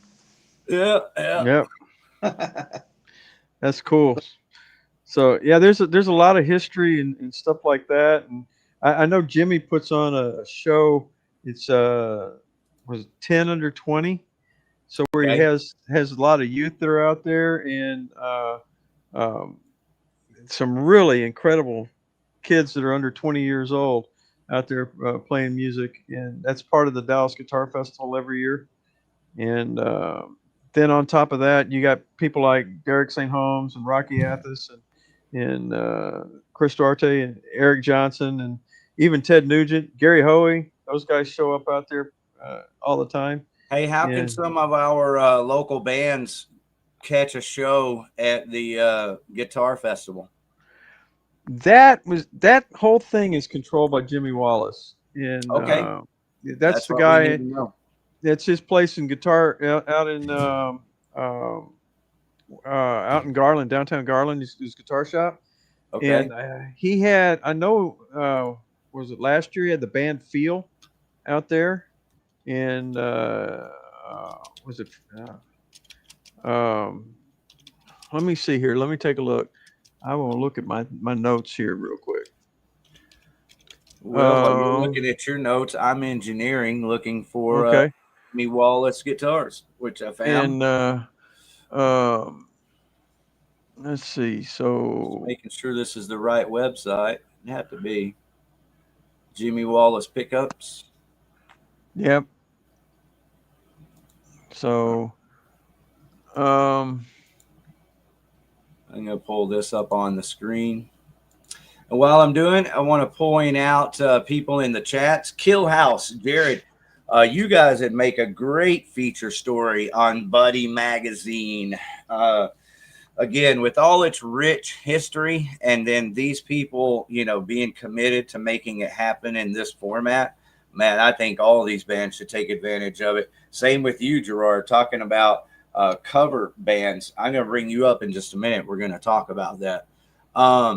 But I also want to go back to the chats because I want to make sure I take care of everyone that takes care of us. And that's Dead Ego. I saw that they have a video coming out or a new song. Tomorrow at 12:01 a.m., Dead Ego's first single releases. Breakaway. Man, I'm going to go over here. And this is a big deal. To me personally, it's huge. And the reason why is because, man, I like these people. They're good people and good kids, great attitude. And, I hope the best for everyone always. But, man, I just really want Dead Ego to have some recorded music because they've already got a lot of interest in their band and their live shows. And so it kind of reminds me of Against All Odds when Ariel started helping co-host on Blow Your Brains Out over 2 years ago. Against All Odds only had the one song Cold recorded.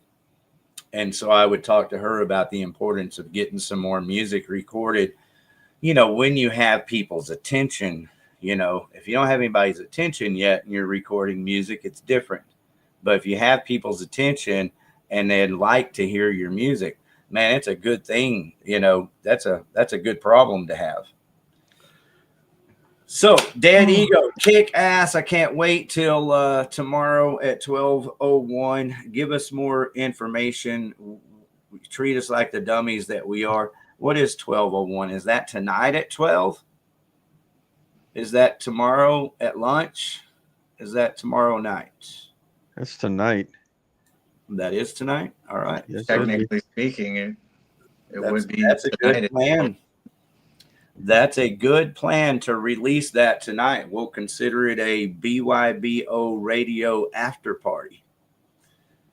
All right. So everybody in the chats, thank you for being there. And I've got a ton of questions that I could ask you and things I'd love to talk to you about.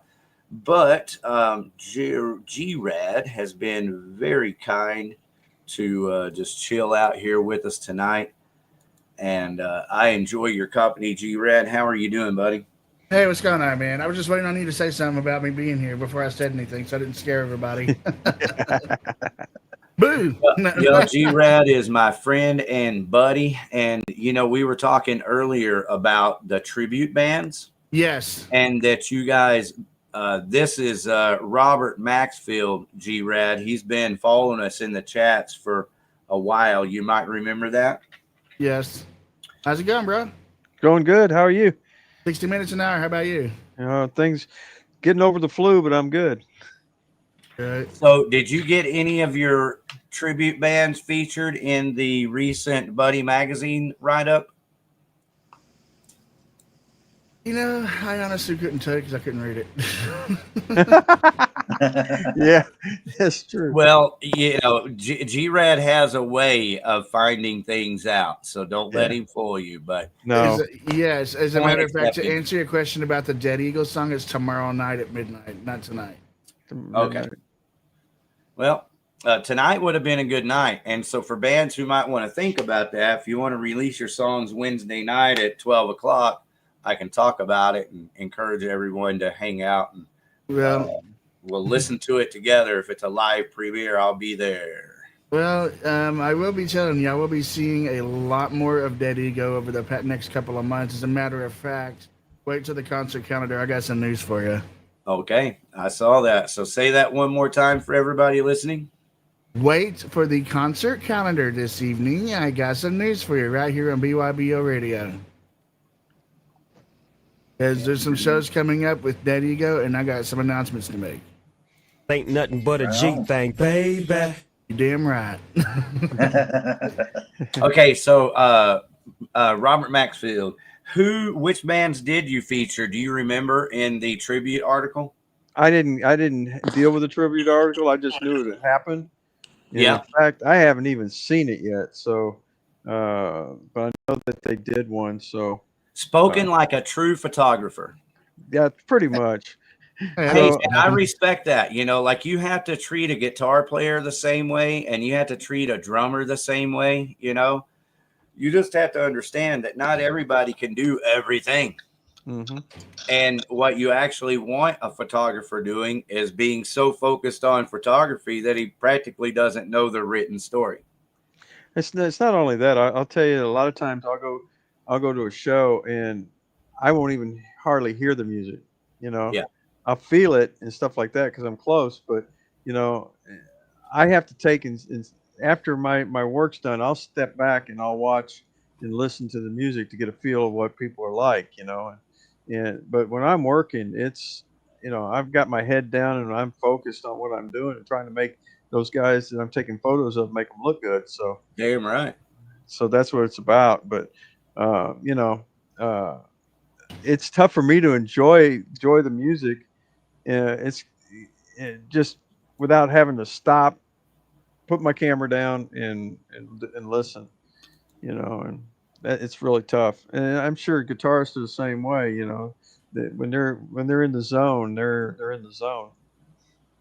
Yeah, no, that's exactly how it is. All right. Well, I want to share this event coming up with you. There's going to be a couple of kick-ass shows this weekend in Arlington, Texas, and here's one of them with featuring a lot of tribute bands. What? I can't bleeping hear you. What? I can't bleeping hear you, Benefest. A benefit show for new hearing aids. Your love and support make a difference. Sports Spot Bar and Grill, 1308 South Cooper Street, Arlington, Texas. Only $5 entry. Free parking. Great affordable food and drinks. See you there, or better yet, hear you there. Let's make some noise for a great cause. I can't bleeping hear you, Benefest. Sports Spot Bar and Grill, 1308 South Cooper Street, Arlington, Texas. A benefit show for new hearing aids. Your love and support make a difference. What?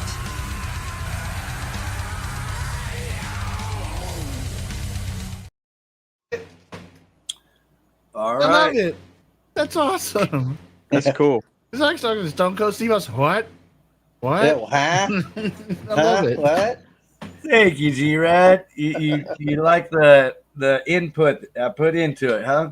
Thank you. That was awesome.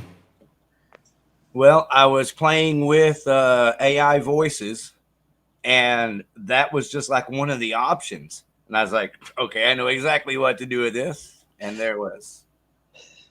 You just gave me a billion ideas, sir. Oh, I'm sure, gonna man. take this If to there's a any whole way new I can level. help walk you You're a through it, blind I'd be guy happy to. anyways. Say it again. Oh, man. That Hey, was awesome. G-Rad, I'm not a professional at AI voices or AI video, but I know a thing or two. So if I can help you with any of it, just let me know how I can do that. Appreciate that. I'm learning how to use AI, and because like the flyer for that Benefest show, I actually made with AI. Right. Well, you have the best excuse of anybody I know to benefit from AI, being blind. What? I can't hear you. I can't believe Yeah, you. and half deaf. Now, again, you hear all this like weird talk about AI, and I'm sure Oh, that yeah. it is. It's all, valid, but so is the food you eat and 50 million other things that you do and use every day. It's kind of my attitude about it. And using it to help with marketing and promotions is amazing. Absolutely. I've been doing marketing and promotion my entire life, and it's never been easier and more effective. Well, true. It also kind of gives you an edge as far as like how to approach the content and help you organize the content in a way that is outside the box of your thinking process, basically not just yours but anybody's. And with that kind of thought process being an additional process to what you already know, it kind of gives you that much more of a lift in your knowledge and your advantage to making things that much better each time. Well, and so for you, in more of a practical sense, like you said, you can use it to make a flyer. This flyer right here, hang on, I'm going to post it. I've got it saved here. All right, this is the flyer. It's cut up all together. It looks like that there on the right side, but I cut it up so we can see it better, and it's on the screen now. Cool. Yeah. See And here, it so says, everything on it is perfect, except or especially including the word HERF. HERF. Here. I can't Yeah. bleeping HERF you, Benefest. Do you know it says that? Oh, wow. No, it didn't tell me it did that, but I will be having to update the flyer tonight anyway, so. Well, that's okay. Just letting you know. Yeah, it says I can't bleeping HERF you, Benefest. So that's the only thing misspelled on the whole flyer that I've seen. But That's wild. I thought it was proper, bro. Like it's HERF. Yeah. It could have been another letter. Could have been a hurl. Right. But anyway, I appreciated it, man, under the circumstances. Hear me? Mm-hmm. So So- that's it. Now, other than this, though, G-Rad, I'm very interested to know this, and I'm going to ask Buddy Magazine, I apologize, and Apex Fallen also. What else do you use AI for that benefits you because of your circumstances?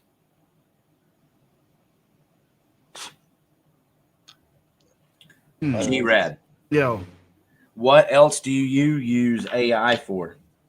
Well, I have actually been using it to help me convert, say, certain, just little personal things like, say, Videos? fanfic novelizations to text, speech, and then using it to actually create audio description for movies.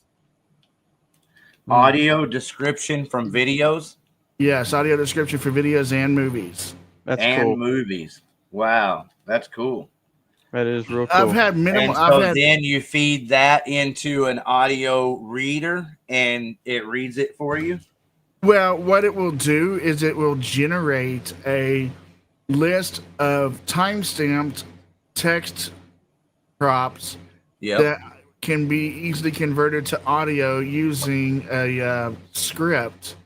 And then you take that script and you put it parallel in an audio track with the original movie audio at the time frame, which is time stamped, and it creates an audio description track that goes alongside the movie. And then you render it, and there you go, boom, movie with audio description. Okay. Wow. See, there it is. I'm glad I asked because I am genuinely curious And this is as probably to the how most. you benefit from it and how you intend to benefit from it in the future. And here's one of the most intricate things I'm actually doing. And this is a little bit more, I guess you could say, advanced. But what I'm actually doing is, for those who do not know, I am a huge, huge fan of the retro Final Fantasy series. Final Fantasies 1 through 8 are my favorite ones out of the whole series, but 4, 6, and 7 specifically. And I am using AI to help me generate and using a different script by Python scripting to help combine the two to create a way that I can actually navigate the game and read the dialogue on screen via screen reader voice. Wow. That is cool. My first test of this was using Super Mario World and being able to read the navigation bar. Wow. Nice. Okay, well, Eric and Robert, maybe I'll get around to asking y'all about AI. First, I'd like to continue kind of introducing you to G-Rad. He really is all that. G-Rad, at this show here, you see these bands listed. He plays drums. Now, G-Rad's a multiple instrumentalist. We'll play some of his music later, and you'll be able to hear he plays guitar, bass, drums, sings, everything. And he's blind and half deaf. And that's what this benefit's all about, is he really just needs the latest, greatest, most up-to-date, improved possible hearing for the money. And so I don't ask people for money. I don't ask for support here on my program. I pay for all of it out of pocket. I appreciate the support I have gotten, but I'm asking everyone from the bottom of my heart. G-Rad has been good to you for many years. He's been very good to me, and he's been good to you by being good to me here on the broadcast, and we thoroughly enjoy him. And if anybody deserves a handout, a lift up, it's G-Rad. So it's only $5 to get out here, and it's this coming Saturday, October the 18th. It's in Arlington near UTA, right off of Cooper Street. So now with that, tell us about all the bands playing G-Rad, in particular the ones that you're playing drums in. That's what I was going to ask. I was going to ask how many bands you're playing for. Okay, well, the bands I'm playing with are Iron Man, which is the Black Sabbath tribute. And then Time Bomb is going to be their debut show. We are a Godsmack tribute. Lost in Nostalgia is a cover band that does covers from the 60s up to the 2000s and above. But we put a 90s alternative rock twist on a lot more of the classic stuff. Girl, you really got me now. And then Less Than Zero is my Mudvayne tribute. And those 4 bands are the bands I'll be performing with at this show. And I do have to tell you that there's some other bands that are on the bill that are great. Pinnacle Arrow is closing the night out for us, and they do like heavy as hell covers from like the late 90s, 2000s, and you know, like they did like Cold Chamber and Korn and stuff like that. Kick ass. And, oh yeah, they were awesome. You'd love them guys. And then we got Gibson Cemetery. Of course, y'all know who they are. They were classic cover band, local legends. Jim Wright. Scene. Yes, sir. Avalon Rehearsal, Avalon Studio, Jim Wright, local photographer and supporter of Blow Your Brains Out. You'll catch him on here all the time. Right. And then we got Take Flight, which is, they're up and coming. They are kind of newer, but, you know, they're trying to get their foot in the door. They do originals and covers. And then we got Freak Stomp, which is a Silverchair cover band. And they're specifically Silverchair. And you'll notice I missed the names. Okay, go ahead. Sativa Kid. Yes, you'll notice I missed Sativa Kid because this evening Sativa Kid just informed me that they could not make it. So this is the first, and you'll hear this right here and now first. Dead Ego is opening the show. Oh wow. How about that? So cool. Early band alert. Dead Ego with their new song release. This is going to be it's going to be the Beatles all over again. Tomorrow night, Friday morning at 12:01 a.m. They start at 1. Friday morning at 12:01 a.m. Tomorrow night. Oh yeah, man! I might go live. Like I might cool. do a live broadcast tomorrow while it's playing and listen to it. Awesome. I haven't been excited about a new song release in a long time. Yeah, I know. Right? I'm looking forward to it myself. All right. So, what time does the show start? The show will be starting at 3 now. Okay. All right, everybody. So it's at the Sports Spot. They have excellent food. It's reasonably priced. So it's like less than Chili's, you know, but better than Chili's. It's excellent food. I stand behind that. Oh, absolutely. I love their Meat Lovers pizza. They even got a margarita pizza. And it's all delicious. Mm-hmm. And same thing with their drinks. Their drinks are, you know, well-priced, excellent drinks. No funny business going on at this place. So, you know, come early, bring your appetite, or, you know, help bring a picnic if you want to.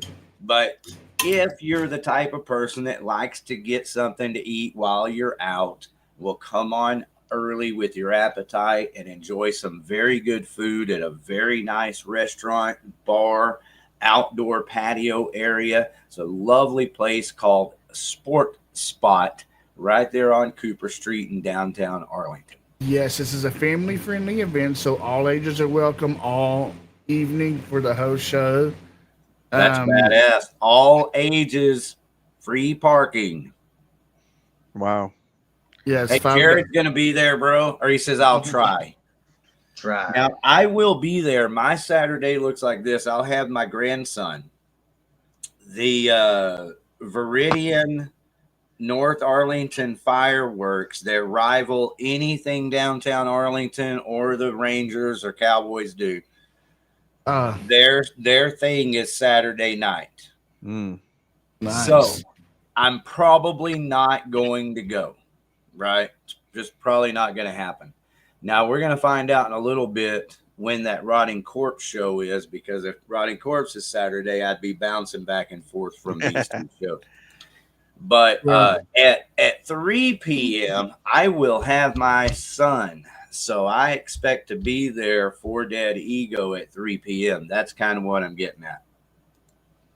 And speaking of this show, there will be a surprise appearance later in the evening by a band whose name I am not mentioning right now that will come on and play a few songs. So what? Surprise? Cool. Like all these bands aren't surprise enough?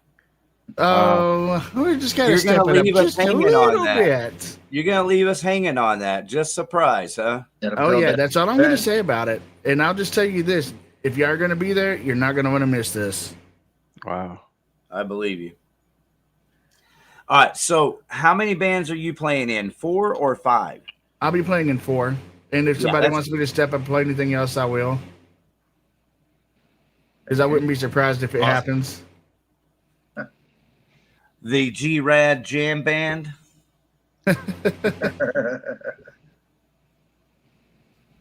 No, all right. Well, there it is, everybody. So G-Rad's going to be in 4 bands this Saturday, and I can tell you, if you don't already know, perfect timing. That's the best way. And I like telling the story with John Perez. I was at the Sports Spot, my first time there, checking out Iron Maiden, who's my favorite, by far, favorite Black Sabbath tribute band. Diamond Gems. And G-Rad's playing drums. So John Perez is the guitar player for Rotting Corpse, for Solitude Eternus. He's the owner of Brain Rot Records, or Brain. I can't remember the name. Sorry, but you know, he's a, you know, super cool, you know, heavy metal headbanging brother. And rarely do I have the opportunity to be in a venue where we're just kind of relaxing and checking out a killer Black Sabbath tribute band. And about, you know, halfway through the show, we're talking about G-Rad, and I was like, man, what is it about that guy? You can't, like, he doesn't miss a beat, is what I said. And John said, and he hardly moves. So I don't know if you know that about you. You don't move around like a bunch of drummers, you know, like flailing your sticks everywhere. Yeah, I know you hit the drums, but by comparison, you know, you're just in the pocket most of the time till it's time to crash shit. And so that was a very enjoyable time jamming on Iron Maiden along with Sylvia and John Perez. Oh, yeah. All right, so that's it. We already heard earlier that Robert is looking for a gig, or is available on Friday, but has planned Saturday. Mm-hmm. So how about that? Is it cool to contact you and just invite you out to different shows? Yeah, that's pretty good. I'd be able to take a look at my calendar and pretty much have an idea of where we can go and what we can do. So that's the easiest route. Is, you know, drop me a. Of course, you're a you know, supporter here at Blow Your Brains Out. You know, I think you've heard me say this. You know, I give this invitation to everyone. You know, all my friends are welcome to come on Blow Your Brains Out and spend time together. Just we all, including myself, have to respect where we're at in the show when I'm interviewing someone, or whether we're doing the weekly concert calendar, or whether it's Blow Your Brains Out. Because I mean, BYBO Radio. Because during BYBO Radio, I try not to talk. You know, I actually listen to BYBO Radio while I'm at work. So I just want to hear the music without a bunch of interruption. And so anyway, yeah, Robert, you're welcome to come on, especially during the weekly concert calendar. And if Buddy Magazine especially wanted to create some kind of relationship during the weekly concert calendar to promote Buddy and just have a good time together here with us, maybe y'all can give us some promotion over there on your website. I do appreciate it. Thank you. I like I said, we're just diving in from a long absence, and we're going to listen to a lot of people, and hopefully all that will be good, and we'll put some people in and give them some exposure. Man, I think it's amazing, and a lot of people are going to take advantage of it. Here's the thing about the Sports Spot. You probably already know this, is that I'm officially doing the booking down there on Friday and Saturday nights. Now, G-Rad also does shows down there. As you can see, this is his show. And so he does a Friday or a Saturday once or twice a month, maybe more. It's just up to him and what he's got going on. But as you know, he's in 7 different bands. And so he's playing somewhere every weekend all over Texas. Yeah, he's everywhere. Yeah. so he can't book every week. But I'm booking every weekend, Friday, Saturday at the Sports Spot. And to make this a successful venture, we really don't have to get more than, 60 people out. If we can get 60, 70 people out on a regular basis on Friday and Saturday night, these people will be so thankful and appreciative. They'll support. I mean, they are ready. Let me say that. The people that own the Sports Spot are really cool, very favorable towards heavy metal music. They literally told me that they want me to book I didn't pursue them heavily. They contacted me after checking out the show and after meeting me, and said that they wanted me to book the show, that they liked this show and that they like the heavy metal bands, that's the kind of music that they're into. And so I believe we're all very fortunate to have another metal club in Arlington, in all of Dallas Fort Worth. And they got good food, right? Granted, it is a very small room. It'll fit 100 people pretty easily, but not all that comfortably. There's a lot of standing with 100 people. But, it'll fit 30, 40 people pretty comfortably. And that's nice. It's very nice. And the whole restaurant the restaurant itself will hold 100 people. Mm-hmm. But the event space and the restaurant are side by side. And then there's also an outdoor outdoor patio area, smoking area. And it's just really cool. I'm telling you, I've been doing rock and roll all my life, and we're very fortunate to have the location, the cool people. So everybody, please pay attention to what we're doing at the Sports Spot. And one of the reasons I went into that tantrum is back to Buddy Magazine. Buddy, we'd love to have some support for the Sports Spot also. So I'll definitely contact whoever I need to be contacting over there and try to push a couple of these little ideas forward, including writing a couple of articles. That'd be fantastic. Writing is, I write. It's not very often, but writers, people that can write and put things to the pictures is awesome. I write pretty much every day. So yeah, I'm a writer. Like I said, especially someone that knows. I've done 5 magazines in the past. I did the Skull Press, is the one that's the most known. I think I have pictures of it here. Hang on. You were telling me about Jam's magazine too, so I sure did. I contributed to Jam magazine when Barry was running it over there for probably a couple of years. So they're the local magazine other than my own that I not only contributed the most to, but goodness, it was nice to have that outlet, a place to actually have my stuff printed. Mm-hmm. But this was my first magazine, not the first one I'd written for, but mine. It's called the Skull Press. And that's me holding the guitar. And that's Daryl Abbott on the side of me. And he's holding a Skull Press in both hands, holding it up. And that's Phil Anselmo right there when he first joined the band. He literally came up here maybe 2 or 3 weeks before this picture was taken. This picture is on the old steel 100-year-old railroad bridge in Mansfield. Dime used to teach guitar lessons over there. We used to always talk about how cool it would be to take pictures on this track. And so I thought, fuck it, let's drag them out there for this. And that's what we ended up with, and that's my magazine. That's cool. That is so cool. Thank you very much. It's cool sharing it with you, too. So, yeah, man, it'll be an honor to have a place to, even have a possibility to have some stuff in print. So I'll definitely contact whoever I need to go from there. And thank you very much for being here tonight and helping out with these bands that. Well, thanks for having us. I believe we'll be contacting you.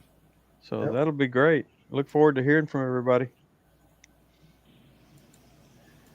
Hey, G-Rad, you got any questions for our guest, Robert? No, not at the moment. You seem like you pretty much covered it pretty well.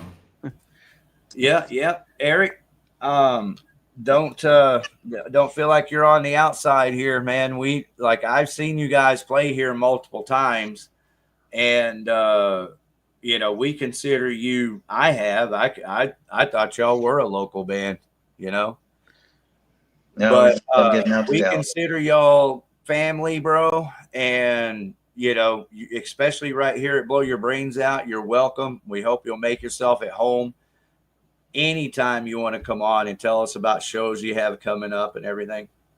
Well, I believe I messaged you earlier this evening about Saturday, December 20th, playing at Sports Spot. Oh, You wow. know what's crazy is that date, I don't know why that date in particular, but there are a lot of people wanting that date. And let me go over here and check Facebook real quick, because I might have a message back from the band. There's a band called Toxic Madness. That's who they are. I remember And they told me that they were available that date. And so that's the only reason I didn't say, yeah, let's go ahead and book it. But since I haven't heard back from them, because I sent them a message right after you and I talked, and that was earlier today, let's go ahead and schedule it, man. If you're sure that you guys are available and can make the drive, then let's schedule it. For sure. And If Toxic Madness gets back with me and they have a band that they want to do the show, great. I still need to put a couple more bands on the show anyway.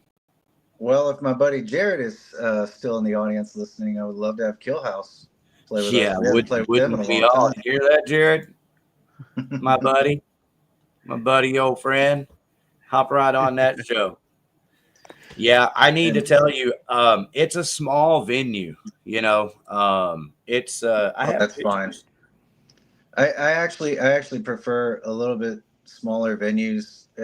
I like the intimacy of That's correct. getting to the crowd and everything, and it really doesn't take that much to pack out the entire show. So I've played venues where we put 50 people in the crowd and it was shoulder to shoulder, and it felt more packed than any of the bigger 350, 250 cap rooms that we've played. And even bringing 100 people to that 50-person show felt insane. So I actually do prefer the smaller ones. Bro, thank you very much. You just shared my heart, and I think all of ours, because you're right. A smaller room forces you to be closer and experience the music, and that's, I think, why we're all there. And so, I'm not pretending it to be a 200. It's not Haltom Theater. If you're familiar with Growl Records in Arlington, it's about that big of a room. It's let's see, what other venue is that big of a room? Like Reno's. It's about the size of the room of Reno's stage. It's a little bit smaller, actually. A little smaller than Reno's stage area. Thank you for chiming in. Yeah, it's a little bit smaller, but I will tell you this: like you were saying, it's it's that intimate kind of feeling, and having been there and played several shows there already, since back in February, and like Chris Fest and May, Steve's birthday bash in April, and then we did the LTZ show back in September, and the crowd loves that kind of intimacy, believe it or not. A lot of the crowd does, because they feel like, they're a part of the show, not just watching the show. Right, exactly. Right. And that's where the nice bar comes into play, because when you do want to get out of that close space, there's plenty of space to spread out, get a drink, get air outside on the patio, or even outside. Nobody, to my knowledge, has stopped in and out. And keep in mind, parking is free. That's a big deal. Mm-hmm. The fact that the owners and the staff support what we're doing, they actually enjoy the heavy metal music, so they're very supportive. So you put all that together, it's a very nice environment. Right. One thing to remind is, as far as sound goes, You know, that's kind of a thing that you have to kind of keep in mind when you're booking a place like this, depending on what kind of sound you want. You know, as a That's good. band, because generally, I believe they have a PA just for vocals. No, Hey, that's looky here, Eric. I smell at Kill House Yeah. Apex Fallen meet the Sports Spot Night of Chaos. sounds All about right. Well, if you want to make it official it's December the 20th is the night that we're talking about booking the show. So Ooh, if you want to nice. answer that That'll work. now or message me, Jared, anytime it's your convenience, then I'll just explain it to Toxic Madness. But I'd love to have you. And here's the thing is that the speakers that are going to be there, because they weren't there for my first show, so they're not there. But I talked to the owners, you know, immediately following the show Mhm. and reminded or explained more thoroughness that, you know, we have to have have to have two good self-powered speakers for vocals, you know. And from there, if I could, you need to have two monitors. You know, monitors are very helpful if at all possible. Yeah. And so that's where we're at. And really, it's just this simple. If I had the money, I believe in this place, I'd do it. If I already had the speakers, I'd use them. But they've committed to getting that much. You got any lights? I think there's some, but again, I'm not worried about lights at all. I don't worry much about them either, but I mean, I just see Well, I've seen let places me- that Yeah, have Christmas. when I do lights. shows, I take my own lights and sound. Okay. Let me We've done that. prioritize if you guys don't mind. I know I'm rambling a bit, but it's important because, you know, I'm doing the booking here and I really want everyone to understand the shit that I blab about. Lights are extremely important to me, but it's going to be February or March of next year before, more than likely, we see any real lighting change in there. One of the changes I would like to see is how the Maverick Jerry, how he used to put and Haltom Theater does it now, how they reflect the band's logo up on the back wall. I think that's the coolest, easiest way to make your bands look good is by doing their logo projection on the wall. But it would be real easy to build a drum riser. There is space to build a drum riser that would do two things: get the drums off of the floor, even if it's just 6 inches or less, and then also get amplifiers off of the floor. You could at least get enough space out of a drum riser to put an amp up on there also, maybe a bass amp too. We didn't have any problem, believe it or not, with the small stage at Halton for any lighting at all. So that was fine. The big stage and the main room with that big background is like shooting fish in a barrel. It's easy. So, but that small, the front room with the stage, it's only about 6 inches off the ground, and the lighting still wasn't a problem if you know what you're doing. But it's Well, the cool thing about this room is that the ceiling or the metal rafters that come down off of the ceiling are still about 12 foot up. Okay. So they're not 8 foot or 10 foot. They're about 12 foot up, which is plenty just to hang the lights right there. But to me, sound is way more important than lights. And so until I have sound the way that I want it, which I know I'm a long way from being there, I'm not that far. Well, you could also probably fly mount a couple of speakers up in the ceiling as well on either side of where the stage general area is. Sure. Yeah, you could. Could you do That monitors would actually that be way? convenient. Could you do monitors that way? I wouldn't hang monitors from the ceiling, no. Because they really need to be on the floor. Yeah. Because if you hang them in the ceiling, they're going to project above your head. Right. For a sound quality, it would mess up the sound. Got it. Okay. Just double checking. Right. Because no, they're really nice rafters. Like we can totally put nice lights up there. So anyway, absolutely. That's it. I want to wrap it up, and then any questions, anything you want to talk about. But it's that the sound is very minimal right now, but as soon as I'm able, I will upgrade it. And then to Jared, Killhouse, to you, Eric, any sound that you're able to bring, if you have some powered speakers especially, but if you have power amps and a PA you want to bring to make sure you sound the way you want to sound, you're welcome to bring it. You know, I'll work with you to the best of my ability with it. And I can also chime in, if you don't mind, that if you want to pitch me a few bucks, I'll bring my system out and run your sound for you if I'm available. If he's available. If he's available. Well, I am available right now. As far as December 20th, I am available. Awesome. There you go. Yeah. So thanks for letting me tie it all up for everyone. Where could I get in touch with you, G-Rad? With G-Rad? Yeah, G-Rad. Yeah. G-Rad, you hear that, baby? What's that? Where can the world contact you? Facebook. Okay. Yeah, Facebook works. It's probably the most easiest for me because I also have an email, but most people get it wrong. So Ain't nothing but a G thing, baby. Yeah, I'll hit you up about all that stuff on the 20th if you're available. We can coordinate some stuff. No, I'm the one that's booking the show. Yeah, Rick's booking the show. It My says sound Outlaw there. I need to change that to my name. I don't know why I've got it saying Outlaw. Yeah, the sound thing is a separate deal. But yeah, I'm the one that's booking the show. So I'm the one that you're in touch with and you're all good. Oh, so okay. I'm going to go ahead and count on Apex Fallen for December the 20th, which is a Saturday. And then if Kill House can do that show also, that will be incredible. But if not, if Toxic Madness contacts me, we'll put them on that show. But either way, don't sweat it, bro. I'm honored that you guys are, taking the trip and playing. So count on it. I'll promote the fuck out of it. And one way or another, we'll get some good bands on that show for sure. So right now we've got us and our friends Whipkey. They're another metal band out of the Northeast Texas area.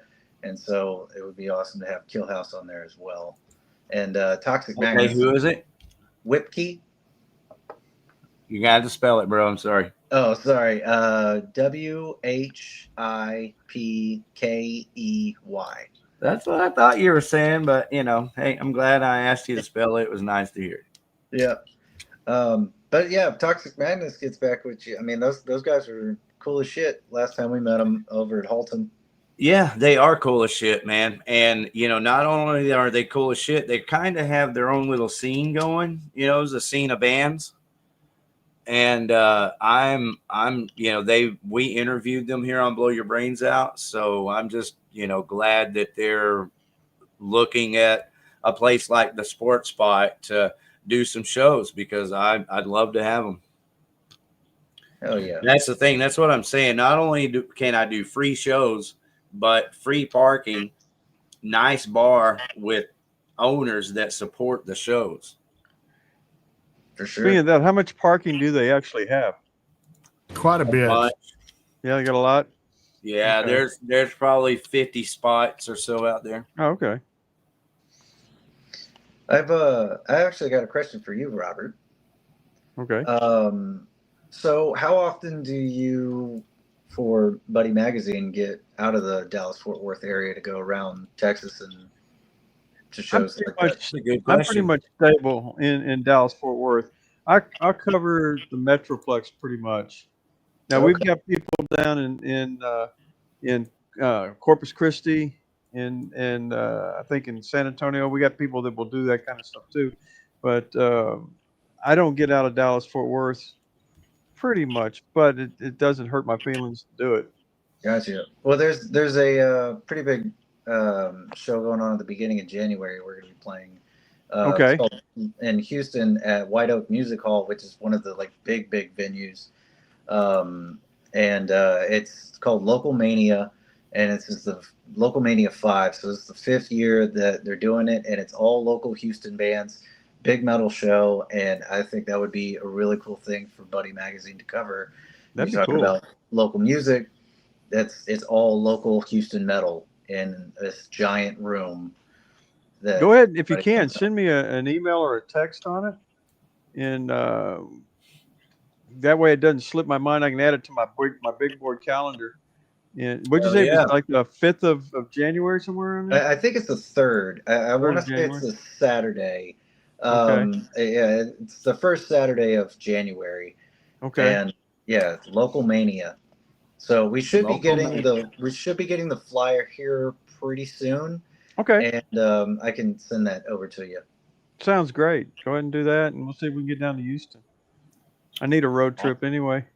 There you go. And of course, while you're at it, send it over to us here at Blow Your Brains Out, or always, if you have time, post it on our group page, the Blow Your Brains Out group page, to Absolutely. facilitate us being able to share it here also.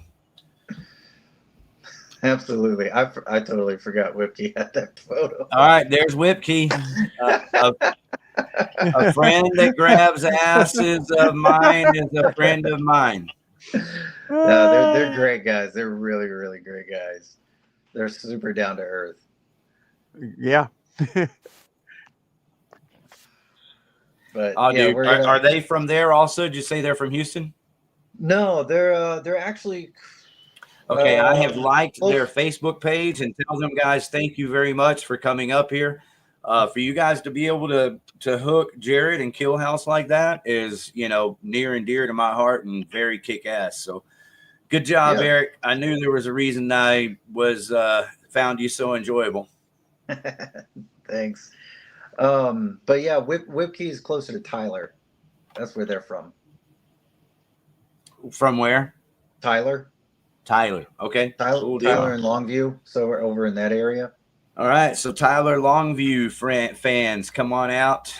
We'll be blowing it up. All of these shows, I create an event page, and y'all can too. I'm not saying nobody else should, but I create an event page. I create graphics. I create a promotional video and a promotional reel. Hell yeah. And then I also encourage everyone, I know all the simple little tricks like how to invite everyone to your event page.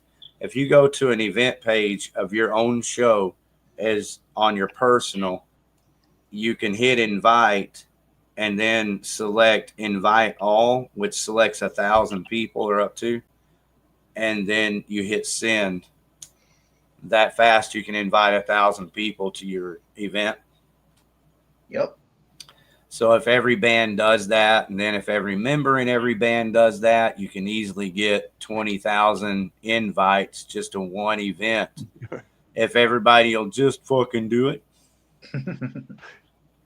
No, we're pretty good in trying to keep events going on our pages, and definitely on Instagram. We probably hit that the hardest. We promote the shit and boost all of our promos on Instagram, definitely. With as much money as we can throw at it to run as long as it can leading up to shows. Wow. That's kick ass.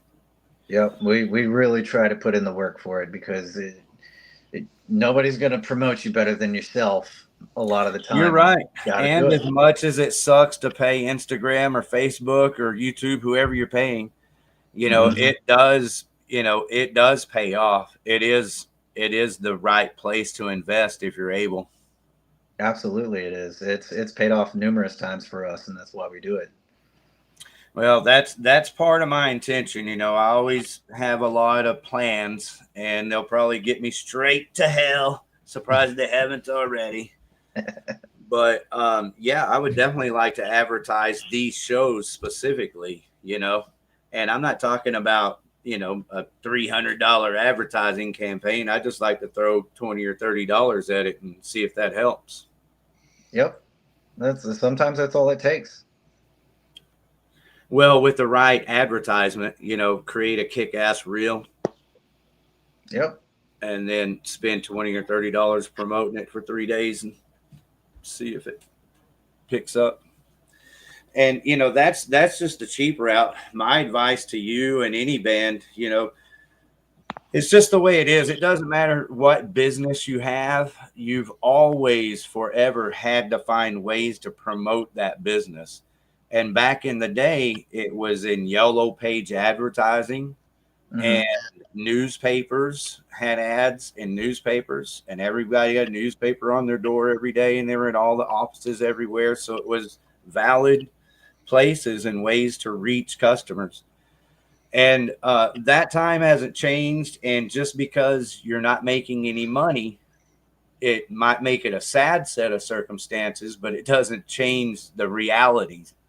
And the realities are that Facebook is one of the most valid Instagram, places to spend money to promote, especially if you're an entertainer. Absolutely. 100% agree. So, all right. Well, again, I hope to be doing something along those lines, and we'll see how it goes. With that, Eric, how can we find? Oh, you know what? I have your YouTube channel pulled up. Can we listen to one of your songs on YouTube as we wrap up this program? absolutely. Believe you were talking about AI earlier. If you pull up Digital Demise, that song is specifically written about the world of AI and, the troubles that we're going through as a society right now. Hey, So way to bring that back around and tie it in. I appreciate that. Yep. So it's one more over So to the I've left. got Catastrophic. Is that what it is? No, Digital Demise. It's the next Digital one. Demise, the official There it video. is. Yep, that's the one. Okay, I'm going to go ahead and push From your first pause note. just in case there's a commercial like that, so I can turn off the volume. And then I want to set it up because I'm not done asking you about the explanation there. Let me put it to you this way. Just one question to kind of tie into the song that we're about to listen to and the video we're going to watch is, Eric, how do you use AI in your daily or weekly life?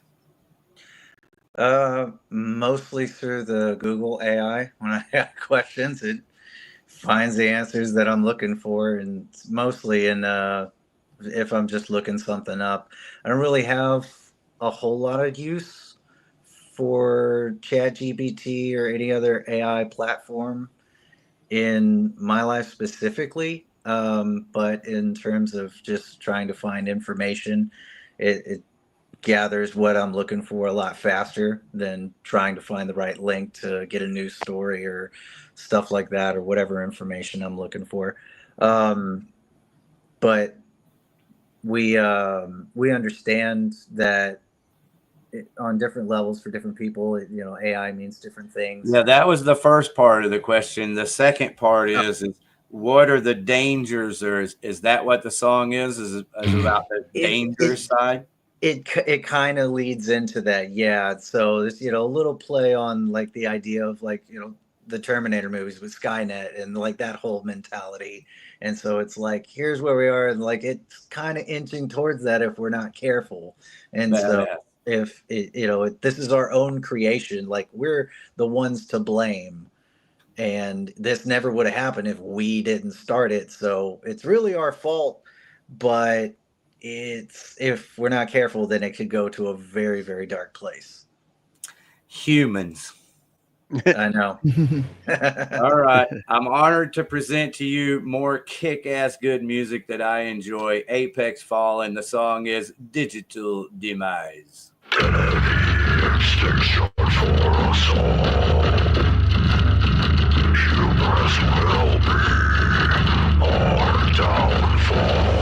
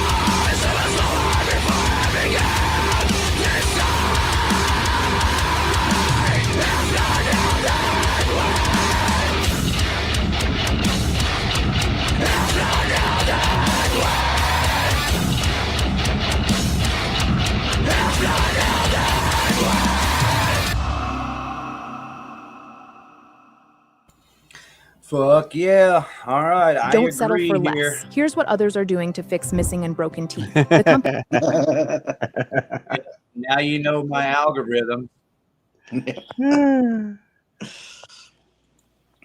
All right, here we are. Hey, G-Rad, did you like that? What up? Yeah, yeah. I was jamming. I knew that was your shit. All right, Oh, yeah. Robert, you like Yeah. that shit? Yeah.